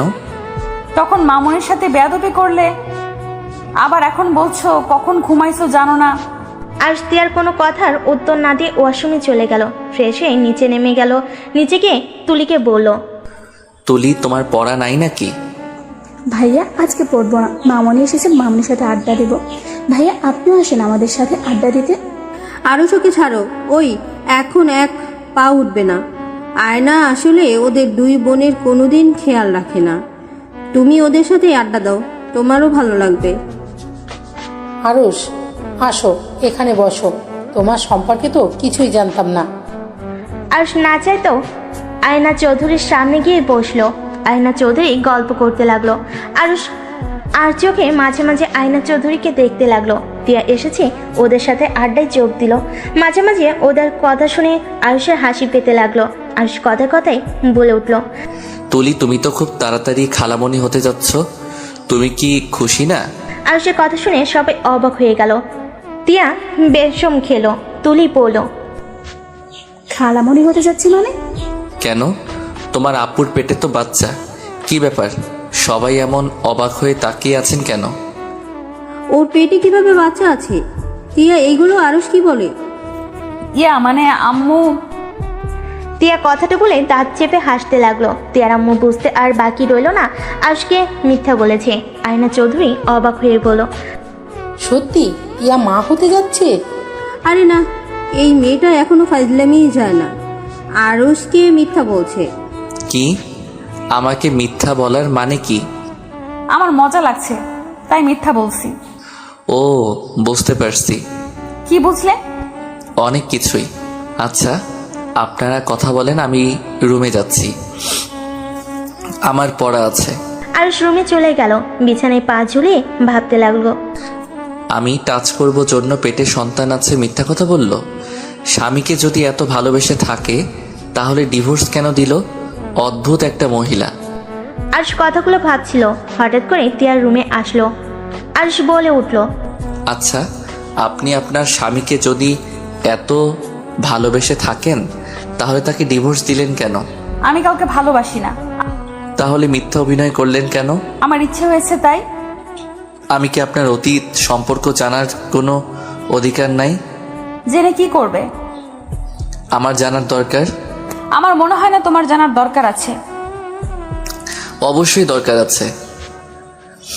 স্বামীকে এত ভালোবাসেন, আবার তাকে ডিভোর্স দিলেন, আবার আমাকে কাছেও আসতে দিতে চান না, কেউ প্রপোজ করলে মারতে যান। আরুষ তিয়াকে জোরাজোরি করতে লাগলো। তিয়া রেগে গিয়ে চিৎকার করে বলল, আমি ছেলেদের ঘৃণা করি, তাই আমি কোনো ছেলেকে সহ্য করতে পারি না। আর কোনো কথা আছে? ঘৃণা করেন মানে? কেন ছেলেদের ঘৃণা করেন? ছেলেরা আপনার কি ক্ষতি করেছে? এই ছেলে একটা লুজার, বাটপার, বেইমান, যে এক নারীতে আসক্ত থাকতে পারে না। ওদের জন্য যদি জীবন দিয়ে দেয় তারপর কি বলবে আমাকে ভালোবাসো না? ছেলেরা এমন কি বলেছে আপনাকে, প্রমাণ দিতে পারবেন? তিয়া আরুষের কথা শুনে পাগলের মতো হাসতে লাগলো। তারপর বলল, প্রমাণ? প্রমাণ তো আমি নিজেই। ভালোবেসে বিয়ে করেছিলাম, 7 বছরের সম্পর্ক। পর বিয়ে করে 2 মাস টিকতে পারি নাই। শারীরিক নির্যাতন তো আছেই, তার সাথে মিথ্যা অপবাদ, অশ্লীল গালাগালি। সেইখানে আবার ভালোবাসা। আমার সামনে অন্য নারীকে নিয়ে এসেছে, রাত কাটাতো। শ্বশুর শাশুড়ি দেখেও না দেখার ভান করে থাকতো, কারণ প্রেম করে নিজের ইচ্ছে বিয়ে করেছি। 7 বছর প্রেম করেছি, তার মানে তো আমি জানতাম ওর চরিত্র কেমন। হ্যাঁ, আফসোস এমন পাক্কা অভিনেতা যে 7 বছর একবারের জন্য বুঝতে পারি নাই মানুষটা আসলে যে রূপ দেখায় সেটা তার আসল রূপ ছিল না। ভদ্র মুখোশের আড়ালে ছিল শয়তান, বদমাইশি। তারপর বলবে ছেলেদের কেন ঘৃণা করি? এক ছেলের জন্য সবাইকে এক ভাবা, এটা ঠিক না। আর ওকে ডিভোর্স কেন দিয়েছেন? আমি হইলে ওকে ভালো মতো শিক্ষা দিতাম, এমনকি জেলের ভাত খাইতাম। ওকে আমি ভালোবাসি, ওই হয়তো আমাকে ভালোবাসে নাই। ভালোবাসার মানুষ যেমনই হোক, সেই আমাদের প্রিয় মানুষ থাকে। তাকে কষ্ট দিয়ে কখনো প্রকৃতি ভালোবাসা মানুষ সুখে থাকতে পারে না। বাহ, আপনাকে আগে যা ভাবছি, এখন তো আপনার কথা শুনে আপনার ফ্যান হয়ে গেলাম। আপনাকে তো দেখে ভেবেছি আপনার ভিতরে মন পাথরের দিয়ে তৈরি হয়েছে। প্রেম ভালোবাসা আপনার মনে কিছুই নাই, বাট আপনার মতো মানুষ কাউকে এতটা ভালোবাসতে পারে, সত্যি বিশ্বাস হয় না। আরুষ কথাটা বলে হাসতে লাগলো। তিয়ার চোখ বেয়ে পানি পড়তে লাগলো। তিয়া কিছু না বলে বেলকনিতে চলে গেল। আরুষ ভ্যাবাচাকা খেয়ে গেল। আরুষ বেলকনির দিকে এগিয়ে গেল। কান্নার শব্দ পেল। আরুষের কাছে খারাপ লাগলো। আরুষ আস্তে আস্তে তিয়ার কাছে গেল। কাঁধে হাত রাখতেই তিয়া নিজের চোখের পানি মুছতে যাবে। আরুষ হাত ধরে বলল, কান্না করো, চোখের পানি মুছো না। আজকে মন খুলে কান্না করো। মাঝে মাঝে কান্না করলে মনটা অনেক হালকা লাগে। তিয়া জোরে জোরে কান্না করতে লাগলো। কান্না করতে করতে হিসকি উঠে গেল। আরুষ রুমে গিয়ে 1 গ্লাস পানি নিয়ে এসেছে। তিয়াকে বলল, এই নাও পানি, খেয়ে আবারও কান্না করো। আর তুমি চাইলে খাবারও নিয়ে আসতে পারি, একটু করে রেস্ট নিবে, খাবার খেয়ে আবার কান্না শুরু করবে, ওকে? আরুষের কথা শুনে তিয়া ফিক করে হেসে দিল। আরুষের কান ধরে বলল, শয়তান, আমার ইমোশনাল দেখে মজা নেওয়া হচ্ছে তাই না? আহ, কান ছাড়ো। আমি তোমার স্বামী হই, আমার কান ধরা তোমার উচিত না। এই ওয়েট, আমাকে তুমি কেন বলছো? আমি তোমার বয়সে বড়, আমাকে আপনি করে ডাকো। আরুষ তিয়াকে টান দিয়ে নিজের কাছে নিয়ে এসেছে। পিছনের দিকে ঘুরিয়ে পিছন থেকে জড়িয়ে ধরে কানে কানে ফিসফিস করে বলল, আমি আর আপনি করে বলবো না। তুমি বলে আপন আপন লাগে, আপনি বলে কেমন পরপর লাগে।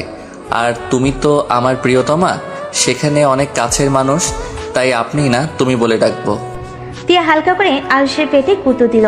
আরুষ তিয়াকে ছেড়ে দেয়। তিয়া বলল, আমি কারো প্রিয়তমা না, আর না তুমি আমার আপন কেউ। আমি তোমাকে কখনোই ভালোবাসতে পারবো না। কেন? একবার আমাকে বিশ্বাস করে দেখলে ক্ষতি কি? নাকি আপনার এক্স স্বামীর জন্য পরাণ কান্না করে? আমার কারোর জন্য পরাণ কান্না করে না। আমি একবার যে ভুল করছি সেই ভুল আর দ্বিতীয়বার করতে চাই না। একবার তো একজনকে মন দিয়েছিলাম, ভেঙে চুরমার করে দিয়েছে। আবার তোমাকে দিয়ে নিজের জীবনটাই শেষ করে দিব নাকি? আরুষ তিয়াকে সামনের দিকে ঘুরিয়ে আরুষের 2 হাত তিয়ার কাঁধের উপর রেখে মুখটা কাছে নিয়ে বলল, আমার মনের দরকার নাই, আমার এই শরীরটা আর এই শরীরের আত্মাটা লাগবে, যাকে আমি মৃত্যুর আগ পর্যন্ত পাশে পাবো। যে মানুষটা আমাকে ভালোবাসবে, আমাকে বুঝবে, বাকি মানুষের মতো আমাকে অবহেলা করবে না। শুধু একটু ভালোবাসা দিলে হবে, কারণ সামনের এই মানুষটা ছাড়া আমার দুনিয়াতে আপন মানুষ বলতে কেউ নাই। কেন? তোমার আব্বু আম্মু, তোমার বোন আছে, তাহলে আপন মানুষ থাকলো না কিভাবে? মানুষ যা চোখের সামনে দেখে তা মাঝে মাঝে সত্যি নাও হতে পারে। আপনি বলেও কিছু মানুষ আপন হয় না। মানে বুঝলাম না। আরুষ তিয়ার ঘাড় থেকে হাত সরিয়ে দিয়ে তিয়ার সামনে সমানভাবে দাঁড়িয়ে গ্রিলের সাথে পিঠ ঠেকিয়ে বলল, মানে কিছুই না, চলো ঘুমাবে, অনেক রাত হয়ে গেছে, আর কান্না করা লাগবে না। শুনো, যে কান্না করতে তোমাকে ভালোবাসে, আর যাই হোক সে মানুষটা তোমার যোগ্য হতে পারে না। আর আমি বলছি, ও আমাকে তুমি মেনে নাও। তুমি যেই দিন নিজের ইচ্ছে আমার কাছে আসবে, সেদিন আমি তোমাকে বাচ্চা আম্মুর বানিয়ে দিব। আরুষের কথা শুনে তিয়া ভ্যাবাচেকা খেয়ে গেল, সাথে অনেকটা লজ্জা পেয়ে গেল। আরুষ কথাটা বলে হাসতে হাসতে দৌড়ে রুমের ভিতরে চলে গেল। তিয়া বেলকিনিতে দাঁড়িয়ে বাইরের দিকে তাকিয়ে মুচকি মুচকি হাসতে লাগলো আর ভাবতে লাগলো। পিচ্ছি পোলাপাইন অনেক পাকনা, ফাজিল একটা। কথাগুলো ভাবতে লাগলো। আরুষ নিচে বিছানা করে শুয়ে পড়লো। তিয়া আসছে না এজন্য বলে উঠলো, বউ, ওই বউ, লাইট জ্বলে কি ঘুম হয় নাকি? রুমে আসবে নাকি? কোলে করে নিয়ে আসবো? ফাজিল, লাইট অফ করে ঘুমাও, আমার ঘুম আসছে না। আমি কি আদর করতে আসবো নাকি? আরুষ, বেশি বেশি হয়ে যাচ্ছে কিন্তু। মার খেতে না চাইলে চুপচাপ ঘুমাও। আরুষ আর কিছু না বলে মুখের উপরে বালিশ দিয়ে ঘুমিয়ে গেল। তিয়া রুমে এসেছে, দেখে আরুষ মুখের উপরে বালিশ দিয়ে ঘুমিয়ে আছে। তিয়া আরুষের পানে গিয়ে বালিশটা মাথার নিচে দিয়ে লাইট অফ করে শুয়ে পড়ল। সকালে ঘুম ভাঙতেই আরুষ বিছানা গুছিয়ে রেখে দিয়ে জানালার কাছে গিয়ে দেখে রোদ উঠেছে। আরুষ তিয়ার দিকে তাকিয়ে মাথায় দুষ্টে একটা বুদ্ধি আসলো।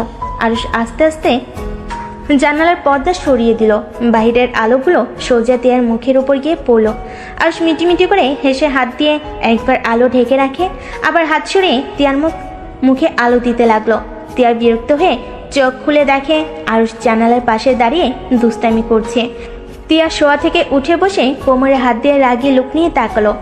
আরুষ তিয়ার দিকে তাকিয়ে সাথে সাথে পর্দা টানিয়ে দিয়ে তিয়াকে না দেখার ভান করে চলে যেতে লাগলো। তিয়া ভুরুকুচকে বলল, ওই ফাজিল, এমন করলে কেন? আমি কি করলাম? আমি তো পর্দা লাগিয়ে দিতে গেছিলাম। আমার চোখ কি অন্ধ নাকি? আমি কি দেখি নাই? ও, আপনি অন্ধ? আগে বলবেন না। দ্যাট, হুদাই এত কষ্ট করলাম। ওয়েট ফাজিল ছেলে, তোকে দেখাচ্ছি মজা। তিয়া কথাটা বলে খাট থেকে নেমে আরুষকে ধরতে যাবে।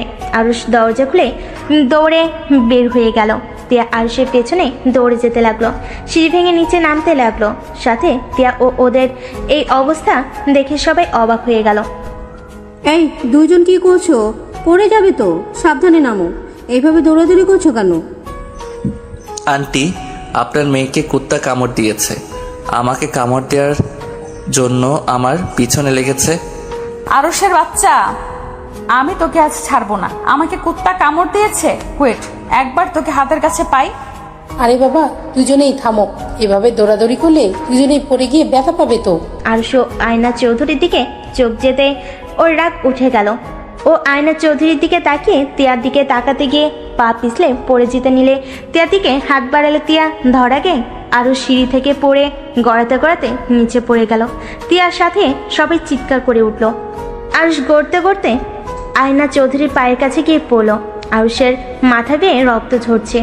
আয়না চৌধুরী আরুষকে ধরে কোলে মাথাটা নিলে আরুষ আয়না চৌধুরীর হাতটা এক সিটকে সরিয়ে দিয়ে বলল, মরে গেলেও আপনার কোলে মরতে চাই না। আমাকে আপনি টাচ করবেন না, আপনাকে আমি ঘৃণা করি। আরুষ কথাটা বলে চোখ বন্ধ করে ফেলো। তিয়া দৌড়ে এসেছে আরুষের মাথাটা কোলে নিয়ে ডাকতে লাগলো। আয়না চৌধুরী আরুষের কথা শুনে হতভম্ব হয়ে বসে আছে। তিয়ার আম্মু তুলিকে বলল, তুলি, ড্রাইভারকে ডাক দে, আরুষকে হসপিটালে নিয়ে যেতে হবে। তুলি দৌড়ে বাহিরে গেল। আরুষের আম্মু আরুষের আপু এগিয়ে এসেছে, বলল, এই আরুষ, উঠ, এভাবে নাটক করিস না, উঠ, তেমন কিছু ভয় নাই কিন্তু। আরুষের আম্মু কথা শুনে তিয়ার আম্মু তিয়া আয়না চৌধুরী অবাক হয়ে গেল। তিয়ার আগে চিৎকার করে বলল, আরে আপনি মানুষ নাকি অন্য কিছু? সন্তানের এই অবস্থা আর বলেন নাটক করছে? আপনার কি চোখ নাই? ওর মাথা দিয়ে রক্ত ঝরছে আর আপনি বলেন ওই নাটক করছে? তিয়ার কথা শুনে আরুষের আম্মু ভয় পেয়ে গেল। আরুষের আপু তিয়ার আপুকে চুপ থাকতে বলল। তুলি আর ড্রাইভার আসলে ড্রাইভার আরুষকে কোলে তুলে নিয়ে যেতে লাগলো। তিয়া আয়না তিয়ার আম্মু গাড়িতে উঠে বসলো। আয়না চৌধুরীর বুকের ভেতরে কেমনটা ব্যথা অনুভব করতে লাগলো। উনি বুকে চেপে ধরে আরুষের দিকে তাকিয়ে থাকলো। তিয়া আরুষের মাথাটা নিজের কাঁধে নিয়ে কান্না করতে করতে বলতে লাগলো, আরুষ চোখ খুলো। এই আরুষ, কি হলো? চোখ খুলছো না কেন? তিয়া শান্ত হ, আরুষের কিচ্ছু হবে না। এই আরুষ, কথা বলো না। এই আরুষ দেখো, আমি কিন্তু রেগে যাচ্ছি। আমাকে আরো রাগাবে না। এই আরুষ, চোখ খোলো না, তোমাকে এভাবে দেখতে ভালো লাগছে না। এই আরুষ, চোখ খোলো। তিয়া কান্নায় ভেঙে পড়তে লাগলো। হসপিটালের সামনে পৌঁছে আরুষকে ড্রাইভার কোলে তুলে নিয়ে দৌড়ে হসপিটালের ভিতর নিয়ে গেল। আরুষকে ভর্তি করিয়ে দিয়ে নিচে চলে গেল। তিয়া কেবিনের বাইরে হাঁটাহাঁটি করতে লাগলো। তুলি আর আরুষের আম্মু আর আপু কিছুক্ষণ পর চলে আসলো। অনেকক্ষণ পর ডাক্তার বের হইলে ডাক্তার বলে আরুষ মাথায় আর হাতে ব্যথা পেয়েছে, ব্যান্ডেজ করা হয়ে গেছে আর ইঞ্জেকশন দিয়ে ঘুম পাড়িয়ে দেওয়া হয়েছে। ডক্টরের কথা শুনে আয়না চৌধুরী দীর্ঘশ্বাস ফেলল। তিয়া ডাক্তার থেকে অনুমতি নিয়ে কেবিনে ঢুকে আরুষের পাশে বসে আরুষের কপালে হাত বুলিয়ে দিতে লাগলো। আয়না চৌধুরী দরজার ফাঁক দিয়ে আরুষের দিকে তাকিয়ে আছে আর ভাবতে লাগলো, এই ছেলের সাথে আমার কোনো সম্পর্ক আছে? না, তা কি করে হয়? ওকে তো আগে কোনো দিন দেখি নাই, ওর আম্মুকেও দেখি নাই। তাও কেন ওকে এত আপন লাগে? আর ও কেনই বা আমার উপরে এত রাগ? আমাকে যেন সহ্যই করতে পারছে না। আরুষের আম্মুর দিকে তাকিয়ে আয়না চৌধুরী অবাক হয়ে ভাবতে লাগলো, এটা কেমন মা? সন্তানের এই অবস্থা, চোখে এক ফোঁটা পানিও নাই। তিয়ার আম্মু আয়নার দিকে তাকিয়ে বলল, কি রে, কি ভাবিস? কিছু না। আয়না, একটা কথা জিজ্ঞেস করব? বল। আরুষের লাস্টের কথাগুলো আমার মাথায় ঢুকছে না। ওই তোকে এত ঘৃণা করে যে ওই তোর কোলে মরতেও রাজি না, কিন্তু তোর সাথে তো আমার জানা মনে এই প্রথম পরিচয় হয়েছে। তাহলে এভাবে ঘৃণা কেন করে? তোকে কি আগে থেকে ও চেনে? আমি বুঝতে পারছি না আরুষ এমন করছে কেন। আমি তো তিয়ার স্বামী হিসেবে এবার প্রথম দেখলাম। বিয়ের আগে কোনোদিন ওকে আমি দেখিই নাই, বাট ও আমাকে এমনভাবে এড়িয়ে যায় আর ঘৃণা করে। মনে হয় আমি ওর কোনো ক্ষতি করেছি, অথচ আমি ওকে আগে চিনতাম না। আরুষকে বিষয়টা জিজ্ঞেস করিস তো, কেনই তোর সাথে এমন করে? একবার ভাবতে পারছোস? কেউ কারো উপরে কতটা ঘৃণা থাকলে কেউ এভাবে কথাগুলো বলতে পারে? হ্যাঁ, আমার আরুষের সাথে কথা বলতে হবে। আয়না চৌধুরী কেবিনের ভিতরে গিয়ে তিয়াকে বলল, তিয়া, তুমি বাসায় যাও, আমি এখানে থাকছি। তোমার তো কলেজে যেতে হবে, অনেক দেরি হয়ে গেছে, যাও। আচ্ছা মামুনি। তিয়া যেতে না চাইলেও যেতে হলো। আরুষের কপালে আলতো করে ঠোঁটে স্পর্শ এঁকে দিয়ে চলে গেল। আয়না চৌধুরী আরুষের পাশে বসে থাকলো। তিয়া বাসে গিয়ে রক্তমাখা জামা কাপড়ের দিকে তাকাতেই তিয়ার পড়ে যাওয়ার কথা মনে পড়তেই বুকটা সহ চিনচিন করে উঠল। তিয়া নিজেকে স্বাভাবিক করে ওয়াশরুমে গিয়ে গোসল করে পোশাক পরে কলেজের উদ্দেশ্যে বের হয়ে গেল। রাকিব তিয়াকে দেখে বলল, আসসালামু আলাইকুম ম্যাম। ম্যাম, আপনার সাথে কথা ছিল। ওয়ালাইকুম আসসালাম। আমি জানি কি বলবে। আরুষ হসপিটালে ভর্তি আছে। কি? আরুষের কি হয়েছে? সিঁড়ি থেকে পড়ে গিয়ে ব্যথা পেয়েছে।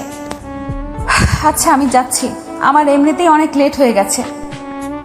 তিয়া রাকিবকে কথা বলার সুযোগ না দিয়ে হসপিটালের নাম বলে চলে গেল। রাকিবের রাগের শরীর জ্বলতে লাগলো।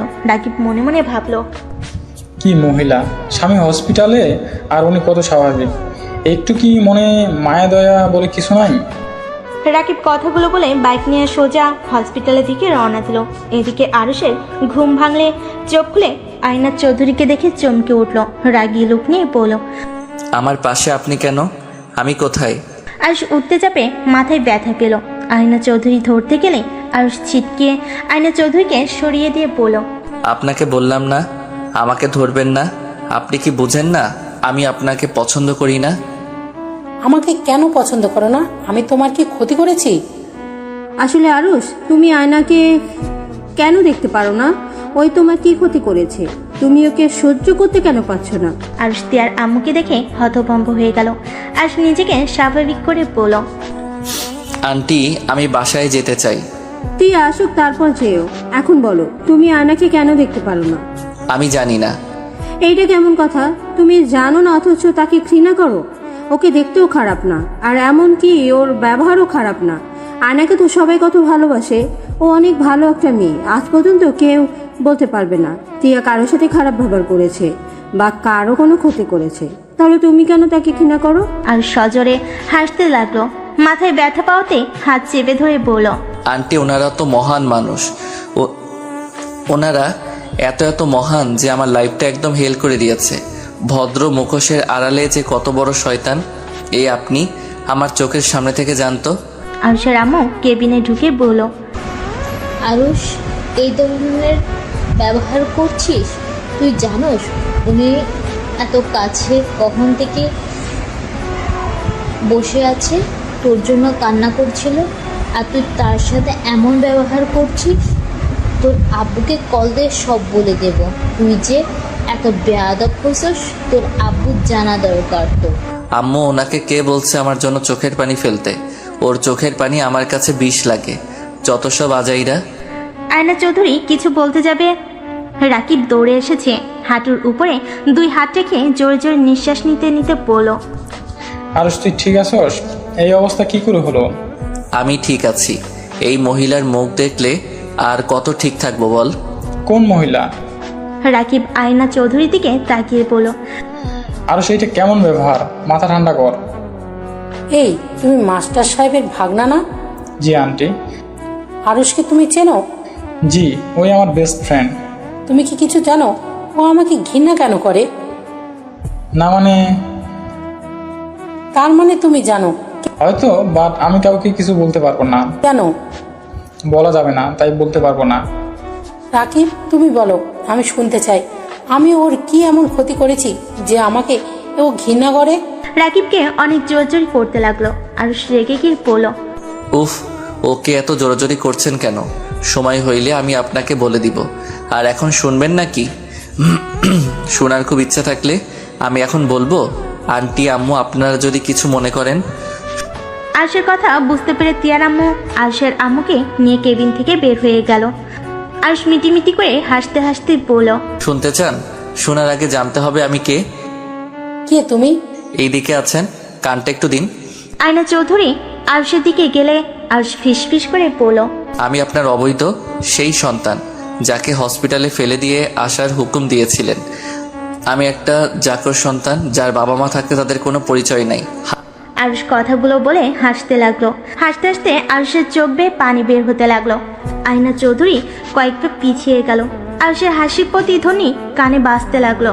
আয়না চৌধুরী কানে হাত দিয়ে চিৎকার করে উঠল, তুমি হাসি থামাও, তোমার হাসি আমার সহ্য হচ্ছে না। আহা, আপনার তো আমার হাসি সহ্য হচ্ছে না, আর আমার আপনাকে। চলে যান আমার সামনে থেকে। আয়না চৌধুরীর চিৎকার শুনে তিয়ার আম্মু আরুষের আম্মু কেবিনে ঢুকে দেখে আয়না চৌধুরী পড়ে যাচ্ছে। তিয়ার আম্মুকে ধরে বলল, তোমরা এভাবে হাসছো কেন? কি করছো? ওই কি হলো? সত্যি করে বলো, ওর সাথে তোমরা কি করছো? আন্টি, আমরা কিছুই করি নাই। আরও শুধু জানিয়েছে কেন ঘৃণা করে। এতে উনি সহ্য করতে না পেরে অজ্ঞান হয়ে গেছেন। ধরছো না কেন? ধরো ওকে। রাকিব, ভর্তি করে আয়। রাকিব আয়না চৌধুরীকে নিয়ে যেতে লাগলো। আর সে চোখের পানি মুছে ফেল। আর বেডের উপরে শুয়ে আছে, চোখ বেয়ে পানি গড়িয়ে পড়ছে। রাকিব আরুষের পাশে বসে পড়ল। আন্টি, মাথায় অতিরিক্ত চাপ পড়ছে, এভাবে না বললেও পারতে। যার যার ব্যথা সেই বোঝে। নিজের গর্ভধারিণী মাকে সামনে দেখেও বলতে পারি না মা বলে। মায়ের ভালোবাসাটাও পাই নাই। চিন্তাবো না আমার আসল বাবা মাকে। আর উনি এমন মা যে সন্তানকে ফেলে দিয়ে আসতে হুকুম করতে পারে। সেই ধরনের বাবা মা আমার চাই না।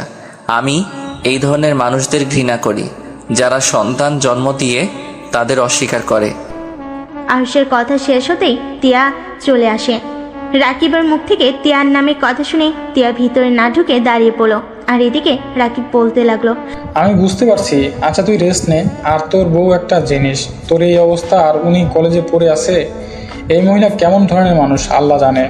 তোকে স্বামী হিসেবে মানা বা না মানা, তারপর তো মানুষের প্রতি মানুষের একটু টান থাকবে।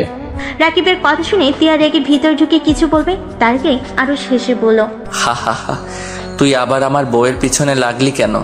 উনি শিক্ষিকা কলেজের, ওনাকে তো কলেজে যেতে হবে। পাগল, ওকে আমরা যেমন ভাবি ওই আসলে তেমন না। কাউকে না বুঝে তাকে নিয়ে কিছু বলা উচিত না। আরুষের কথা শুনে তিয়ার মনটা নরম হয়ে গেল। রাকিব আরুষের দিকে ভুরু কুচকে তাকিয়ে বলল, আরে ম্যাম, কি তোকে কিছু খাইছে নাকি? আর এত ফোন গাচ্ছিস? রাকিবের কথা শুনে আরুষ সজোরে হেসে দিয়ে বলল, দূর শালা। আচ্ছা ভাইয়া, আমাকে আর হাসাস না, মাথা যন্ত্রণা শুরু হয়ে যায়। আচ্ছা তুই রেস্ট নে। এই তুই কিছু খাইছস? খাবার কিনে নিয়ে আসবো? আরুষ কিছু বলার আগেই তিয়া ভিতরে ঢুকে বলল, তার দরকার নাই, আমি খাবার নিয়ে এসেছি। তিয়ার কথা শুনে রাকিব ভয়ে উঠে বসলো। ভুরু কুচকে বলল, ম্যাম, আপনি কখন এসেছেন? কেন, আমার নামে কিছু বলেছিলে নাকি দুজন মিলে? আরে না ম্যাম, কি বলেন? আপনার নামে কিছু বলতে পারি? তা ম্যাম, আপনি এই সময়? তিয়া খাবার বক্স খুলে টেবিলের উপরে রাখতে লাগলো আর রাকিবকে বলল, ছুটি নিয়েছি। ও আচ্ছা ম্যাম, দিন আমার কাছে, আমি খাওয়াই দেই আরুষকে, ওর হাতে তো ব্যথা পেয়েছে। দরকার নাই, তুমি বসে থাকো।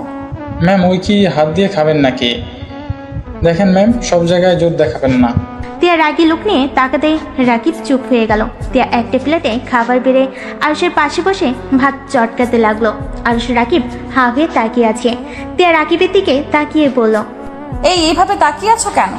আর এই রাকিব, তুমি সবসময় আমার সতীনের মতো ব্যবহার করো কেন? তিয়ার কথা শুনে আরুষ মিটিমিটি হাসলো আর রাকিব ভেবাচাকে খেয়ে বলল, কি বলেন? আমি আপনার সতীনের মতো ব্যবহার করলাম কখন? আর আমি তো ছেলে, আমি সতীন কেমন হই? যখন তোমাদের একসাথে দেখি তখনই একে অপরের কেয়ার নাও, আবার আরুষকে খাইয়ে দাও। দুজন একে অপরকে ছাড়া চলতে পারো না নাকি? তিয়ার কথার ভিতরে জেলাসি ভাব দেখে রাকিব দুষ্টামি করে বলল, কি করব, বন্ধুকে বিয়ে করলাম, বন্ধুর বউ পাত্তাই দেয় না, তাই বন্ধুর বউয়ের অভিনয় করে বন্ধুকে সান্ত্বনা দেই। রাকিবের কথা শুনে আরো হাসি থামাতে পারলো না। তিয়া রেগে রাকিবের দিকে যাবে, রাকিব দৌড়ে দরজার কাছে গিয়ে পড়ল। স্বামীর যত্ন নিয়েন, না হইলে অন্য বেটির লোকে বিয়ে দিয়ে দিব। রাকিবের বাচ্চার দিকে আয়। ইয়া মানে ম্যাম, আমি বিয়ে করি নাই, আমার এখনো বাচ্চা হয় নাই। দুই বন্ধুই একটা ফাজিল, মেরে হাড্ডি ভেঙে ফেলবো। ইস, কথার ভিতর কত মধু মেখে আছে। মানে? রাকিব কিছু বলার আগে আরুষ রাগী লুক নিয়ে বলল, ওই শালা, আমার বইয়ের উপরে লাইন মারিস না, বলে যাসনি উনিকে ক্লাসে পাইলে না, যা নিজের গার্লফ্রেন্ড সাথে লাইন মারগা। রাকিব মাথা চুলকাতে চুলকাতে আরুষের দিকে আর তিয়ার দিকে তাকিয়ে মিষ্টি করে হেসে দিয়ে বলল, উনি কলেজে ম্যাম হইলে কলেজের বাইরে আমার ভাবি লাগে, সেইখানে আমি ওনার সাথে লাইন মারতে পারি। শালা তুই চুপ করে বসে থাক। রাকিবের কথা শুনে তিয়া রেগে যেন খাবার এখনই ঢিল মেরে ফেলে দিবে। রাকিব পরিস্থিতি বুঝে দৌড়ে পালালো। তিয়া আরুষের দিকে তাকিয়ে বলল, আমি বলেছিলাম না সব বন্ধুরা খারাপ, গার্লফ্রেন্ড থাকতে আবার বন্ধুর বউয়ের সাথে লাইন মারতে আসে। তিয়ার কথা শুনে আরুষ হেসে ফেলো। আরুষ তিয়ার দিকে তাকিয়ে বলল, আরে বউ, রেগে যাচ্ছ কেন? ওই তোমার সাথে মজা করছে, ওই ওর গার্লফ্রেন্ডকে অনেক ভালোবাসে, ওই আমার মতো পবিত্র নিজের জিনিস ছাড়া অন্য কারো দিকে নজর দেয় না।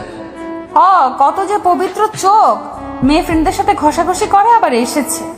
তিয়ার কথা শুনে আরুষ দাঁতে দাঁত চেপে হেসে দিল। তিয়ার রাগি বলল, হা করেন। তুমি খাইছো? হা করতে বলছি, করো। আচ্ছা শোনো, আমার এখন ক্ষুধা নাই, তুমি আয়না আন্টি, তোমার আম্মু, আমার আম্মুকে নিয়ে বাসায় গিয়ে খেয়ে নাও। ওদের তো হসপিটালে কোথাও দেখলাম না। কোনো এক ক্যাবিনের ভিতরে আছে। কেবিন কি করে? আয়না আন্টি জ্ঞান হারিয়ে ফেলছে। ও আচ্ছা, তুমি খেয়ে নাও। খাবো না, বাসায় যাব। আচ্ছা আগে খেয়ে নাও, তারপর ডাক্তারের সাথে কথা বলে নিয়ে যাব। ক্ষুধা লাগছে না, ওনাদের নিয়ে তুমি খেয়ে নাও, যাও। আচ্ছা বুঝছি, তুমি শুয়ে থাকো, আমি ডাক্তারের সাথে কথা বলে আসছি। তিয়া কেবিন থেকে বের হয়ে ডাক্তারের সাথে দেখা করতে গেল। ওনার সাথে কথা বলে আয়না চৌধুরীকে খুঁজতে লাগলো। কোথাও খুঁজে না পেয়ে আরুষের কেবিনের সামনে এসেছে। দেখে আয়না চৌধুরী আরুষের হাত ধরে কান্না করছে আর আরুষ বারবার সরিয়ে দিচ্ছে। তিয়া ভিতরে ঢুকে বলল, আরুষ, তুমি আন্টির সাথে এমন করছো কেন? তোমার আন্টিকে নিয়ে যাও, এমন ন্যাকামি আমার একদম দেখতে ইচ্ছে হচ্ছে না। তিয়া মামনি, আরুষকে বলো না আমাকে ক্ষমা করে দিতে। কিসের ক্ষমা আন্টি?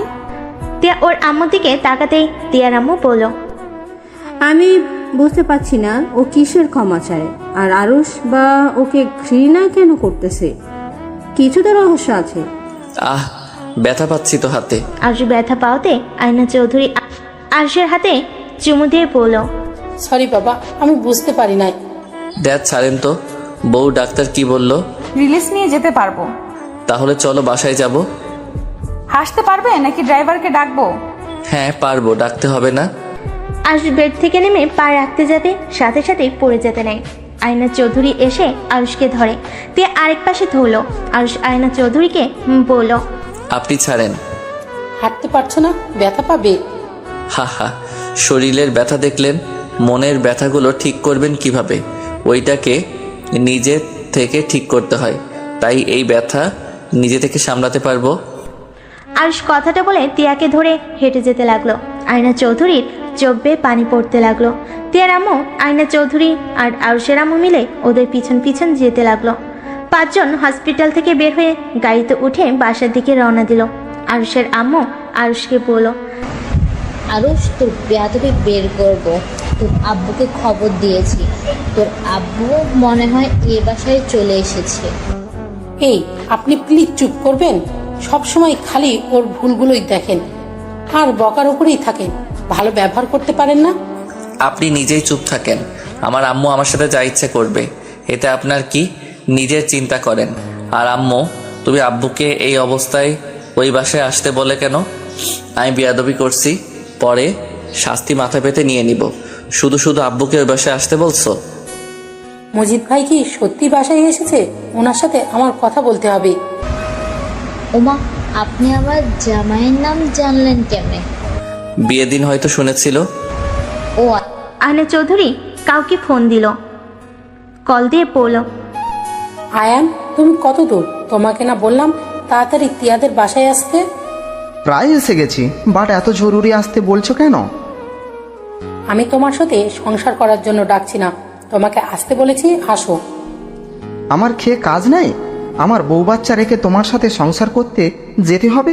উল্টোপাল্টা কথা বললে আমি কিন্তু মাঝপথ থেকে চলে যাব। আচ্ছা সরি, তাড়াতাড়ি আসো প্লিজ। আয়না চৌধুরীর কথা শেষ হলে কল কেটে দিল। তিয়ার আম্মু অবাক হয়ে বলল, আয়ান ভাইয়ের সাথে তোর কথা হয় এখনো? মাঝে মাঝে। ভাই জানে? ও সব জানে আর আমাকে সন্দেহ করে না। আরুষ কিছু বলার আগেই ড্রাইভার গাড়ির বাসার ভিতরে নিয়ে থামিয়ে দিল। তে আরুষকে ধরে ভিতরে নিয়ে যেতে লাগলো। আরুষ বাসার ভিতরে ঢুকতেই আরুষের আপু চমকে গেল। আরুষ বাপ, আমার তো কি হয়েছে? তোর এই অবস্থা কেন? আব্বু ঠান্ডা হও, আমার কিছুই হয় নাই।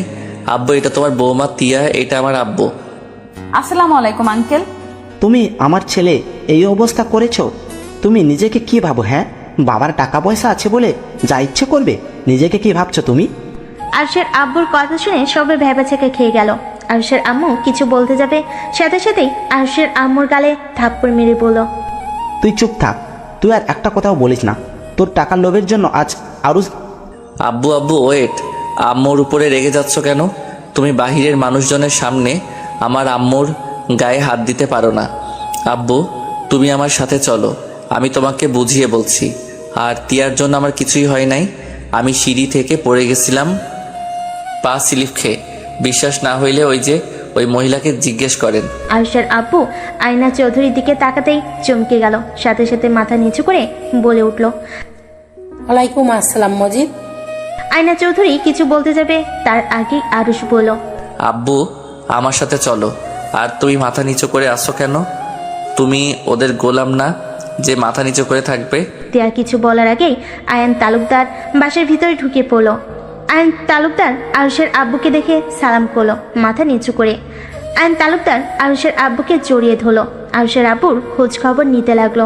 আর কিছু বলতে যাবে, তার আগেই আরুষ বলে উঠল, আঙ্কেল, আপনি যা বলতে চাচ্ছেন, আমার মনে হয় আমাদের 4 জনের একসাথে কথা বলে সব মিটিয়ে নেওয়া ভালো। আরুষের কথা বুঝতে পারলো না, আরুষের দিকে তাকালো। আরুষ ওদের একটা রুমে যাওয়ার দিকে ইশারা করলো। আয়না চৌধুরী আরুষকে ধরে বলল, আয়ান, আয়ুষকে ধরো, ও একা হাঁটতে পারবে না, ওর হাতে পায়ে ব্যথা পেয়েছে। আয়ন তালুকদার আরুষকে ধরে নিয়ে যেতে লাগলো। সবাই অবাক হয়ে ওদের দিকে তাকিয়ে আছে। ওরা 4 জন রুমের ভিতরে গেল। আয়না চৌধুরী আরুষকে খাটের উপরে বসিয়ে দিল। আরুষ বলল, আন্টি, দরজাটা লাগিয়ে দেন। দরজা লাগিয়ে দিয়ে আয়ন তালুকদার আরুষের আব্বুকেই বলল, মজিদ, আমার সন্তান কই? আমরা 2 জন তোকে কত খুঁজি, তোর কোনো ধারণাও? প্লিজ ভাই, আমায় বলে দে আমার সন্তান কোথায়। আরুষ হাসতে লাগলো। ওর আব্বুর কলার ধরে আরুষ রেগে গিয়ে বলে উঠল, আয়ান, মজিদকে ছাড়ো, আমাদের সন্তান তোমার পেছনে, ওইটাই আমাদের সন্তান। আয়ন তালুকদার আরুষের দিকে তাকাতে আরুষের কাছে এগিয়ে যাবে, তার আগে আরুষ বলল, না না, একদম না, আমার কাছে আসার চেষ্টা করেন না। কেন? আমি আপনাদের বাবা মা হিসেবে মানি না। আমার বাবা ওই লোকটা। আপনাদের সংসার আছে, আমি চাই না আপনাদের সংসার ভেঙে যাক আমার জন্য। আমার আপনাদের দেখার অনেক ইচ্ছে ছিল। আপনাদের মতো মহান জনকে দেখে আমি অনেক আনন্দিত। এখন আপনারা আসতে পারেন। আর হ্যাঁ, এখানে কি কি কথা হলো বাহিরে কেউ যেন না জানে। আপনাদের সাথে আমার কি সম্পর্ক আমি চাই না কেউ জানো। আমি মজিদ রহমানের ছেলে, আর এই পরিচয়ে বাঁচতে চাই। আরুষ, তোর পায়ে ধরি বাপ, এমনভাবে বলিস না। বিশ্বাস কর, আমরা তোকে অনেক খুঁজেছি। হয়তো রাগের বশে তোকে আমরা ফেলে দিতে চেয়েছিলাম, কিন্তু যখন মজিদ তোকে নিয়ে অনেক দূরে চলে গেল, তখন আমরা আর নিজেদের কন্ট্রোল করতে পারি নাই। আরুষ, প্লিজ আমাদের ক্ষমা করে দে, আর একবার আমাদের আব্বু আম্মু বলে ডাক। তুই যা বলবি আমরা তাই শুনবো। আব্বু প্লিজ আমাদের ক্ষমা করে দে, আমরা তোকে অনেক ভালোবাসি রে। তোকে আমরা আজও খুঁজে বেড়াই, দুইজন কত ট্যুরে যাই শুধুমাত্র তোকে খোঁজার জন্য। আইন তালুকদার আয়না চৌধুরী আরুষের পা ধরতে যাবে, সাথে সাথে আরুষ হাত দিয়ে থামিয়ে দিতে গিয়ে হাতে ব্যথা পাইল। আইন তালুকদার আয়না চৌধুরী আরুষের 2 হাত ধরে চুমু দিয়ে কপালে ঠোঁট ঠেকিয়ে বলল, সরি আব্বু, হাতে ব্যথা পাইছস? আরও ওনারা যাই করো, ওনারা খারাপ মানুষ না। ওনাদের রক্তের রাগ জিত একটু বেশি, যেমন তুইও হয়েছিস। যা বলস তাই করে ছাড়স, তেমন তোর বাবা মাও। আমার মনে হয় তোর ওদের ক্ষমা করে দেওয়া উচিত। আমি ওনাকে ক্ষমা করতে পারি, বাট উনি যেন কাউকে কখনোই না বলে আমি ওনাদের অবৈধ সন্তান। আর আমি চাই না আমার সম্পর্কে বাহিরে কেউ যেন ওনাকে ঘৃণা করুক। আরুষের কথা শুনে আইন তালুকদার আয়না চোখের পানি যেন থামছে না। আরুষকে আলতো করে জড়িয়ে ধরল আর বলতে লাগলো, আমাদের নাকি ঘৃণা করিস? তাহলে আমাদের কথা কেন ভাবছিস? আমি মানুষের ক্ষতি পছন্দ করি না। যাই হোক, এখানে স্টপ হয়ে যান। জোর কর বাইরে গেলে তিয়া অনেক জেরা করবে। আমি যা বলবো ওইটার সাথে মাথা নাড়াবেন। আচ্ছা আরুষ, একবার আমাদের আম্মু আম্মু বলে ডাক না। আমার মুড নাই, ছাড়েন। আপনারা বাহিরে যাব, আর আপনাদের ফ্যামিলি নিয়ে সুখে থাকেন। আমি একটা স্মৃতি অধ্যায়, যাকে সারা জীবন মনে রাখার কিছুই নাই, শুধু মনে রেখে নিজেদের কষ্ট দেওয়ার কিছু নাই। আরুষ চোখের পানিগুলো টি শার্টের হাঁটা দিয়ে মুছে দাঁড়াতে যাবে, সাথে সাথে আইন তালুকদার আয়না চৌধুরী ধরে নিজের চোখের পানি মুছে ফেল। আরুষের 2 গালে দুজন চুমু দিল।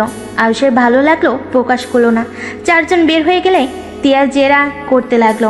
আরুষ বলল, উফ, এই বউটাও না, কলেজেও এমন করে, বাসায়ও। আরে ওনাদের বাসায় আমার আম্মু কাজ করত, আর অনেক কাহিনী ছিল, সেইটাই একে অপরকে ক্ষমা চেয়ে মিটিয়ে নিল।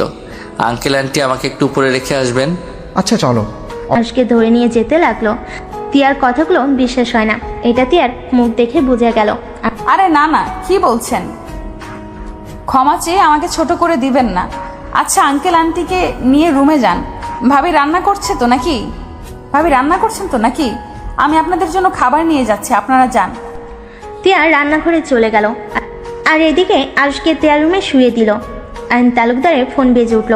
তাদের কথা শুনে বোঝা গেল তার স্ত্রী তাকে যেতে বলছে। কথা শেষ হলে 2 জন বাইর হতে যাবে, তখনই আরুষ পিছন থেকে বলল, আব্বু আম্মু।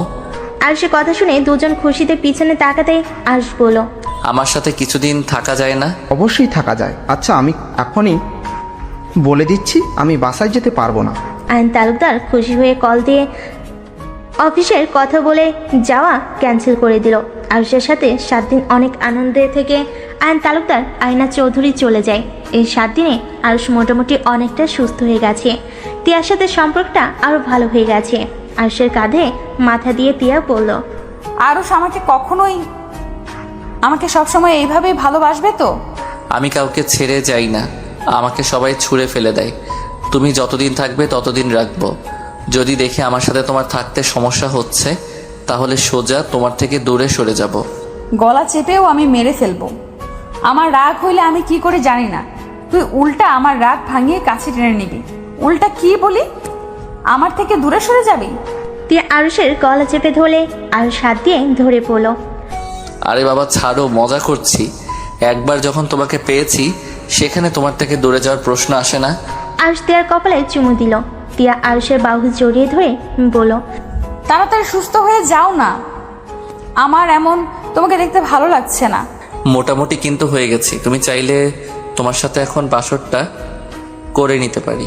তে আরুষের বাহুতে একটা আলতো করে মেরে লজ্জা পেয়ে বলল, যা ফাজিল একটা।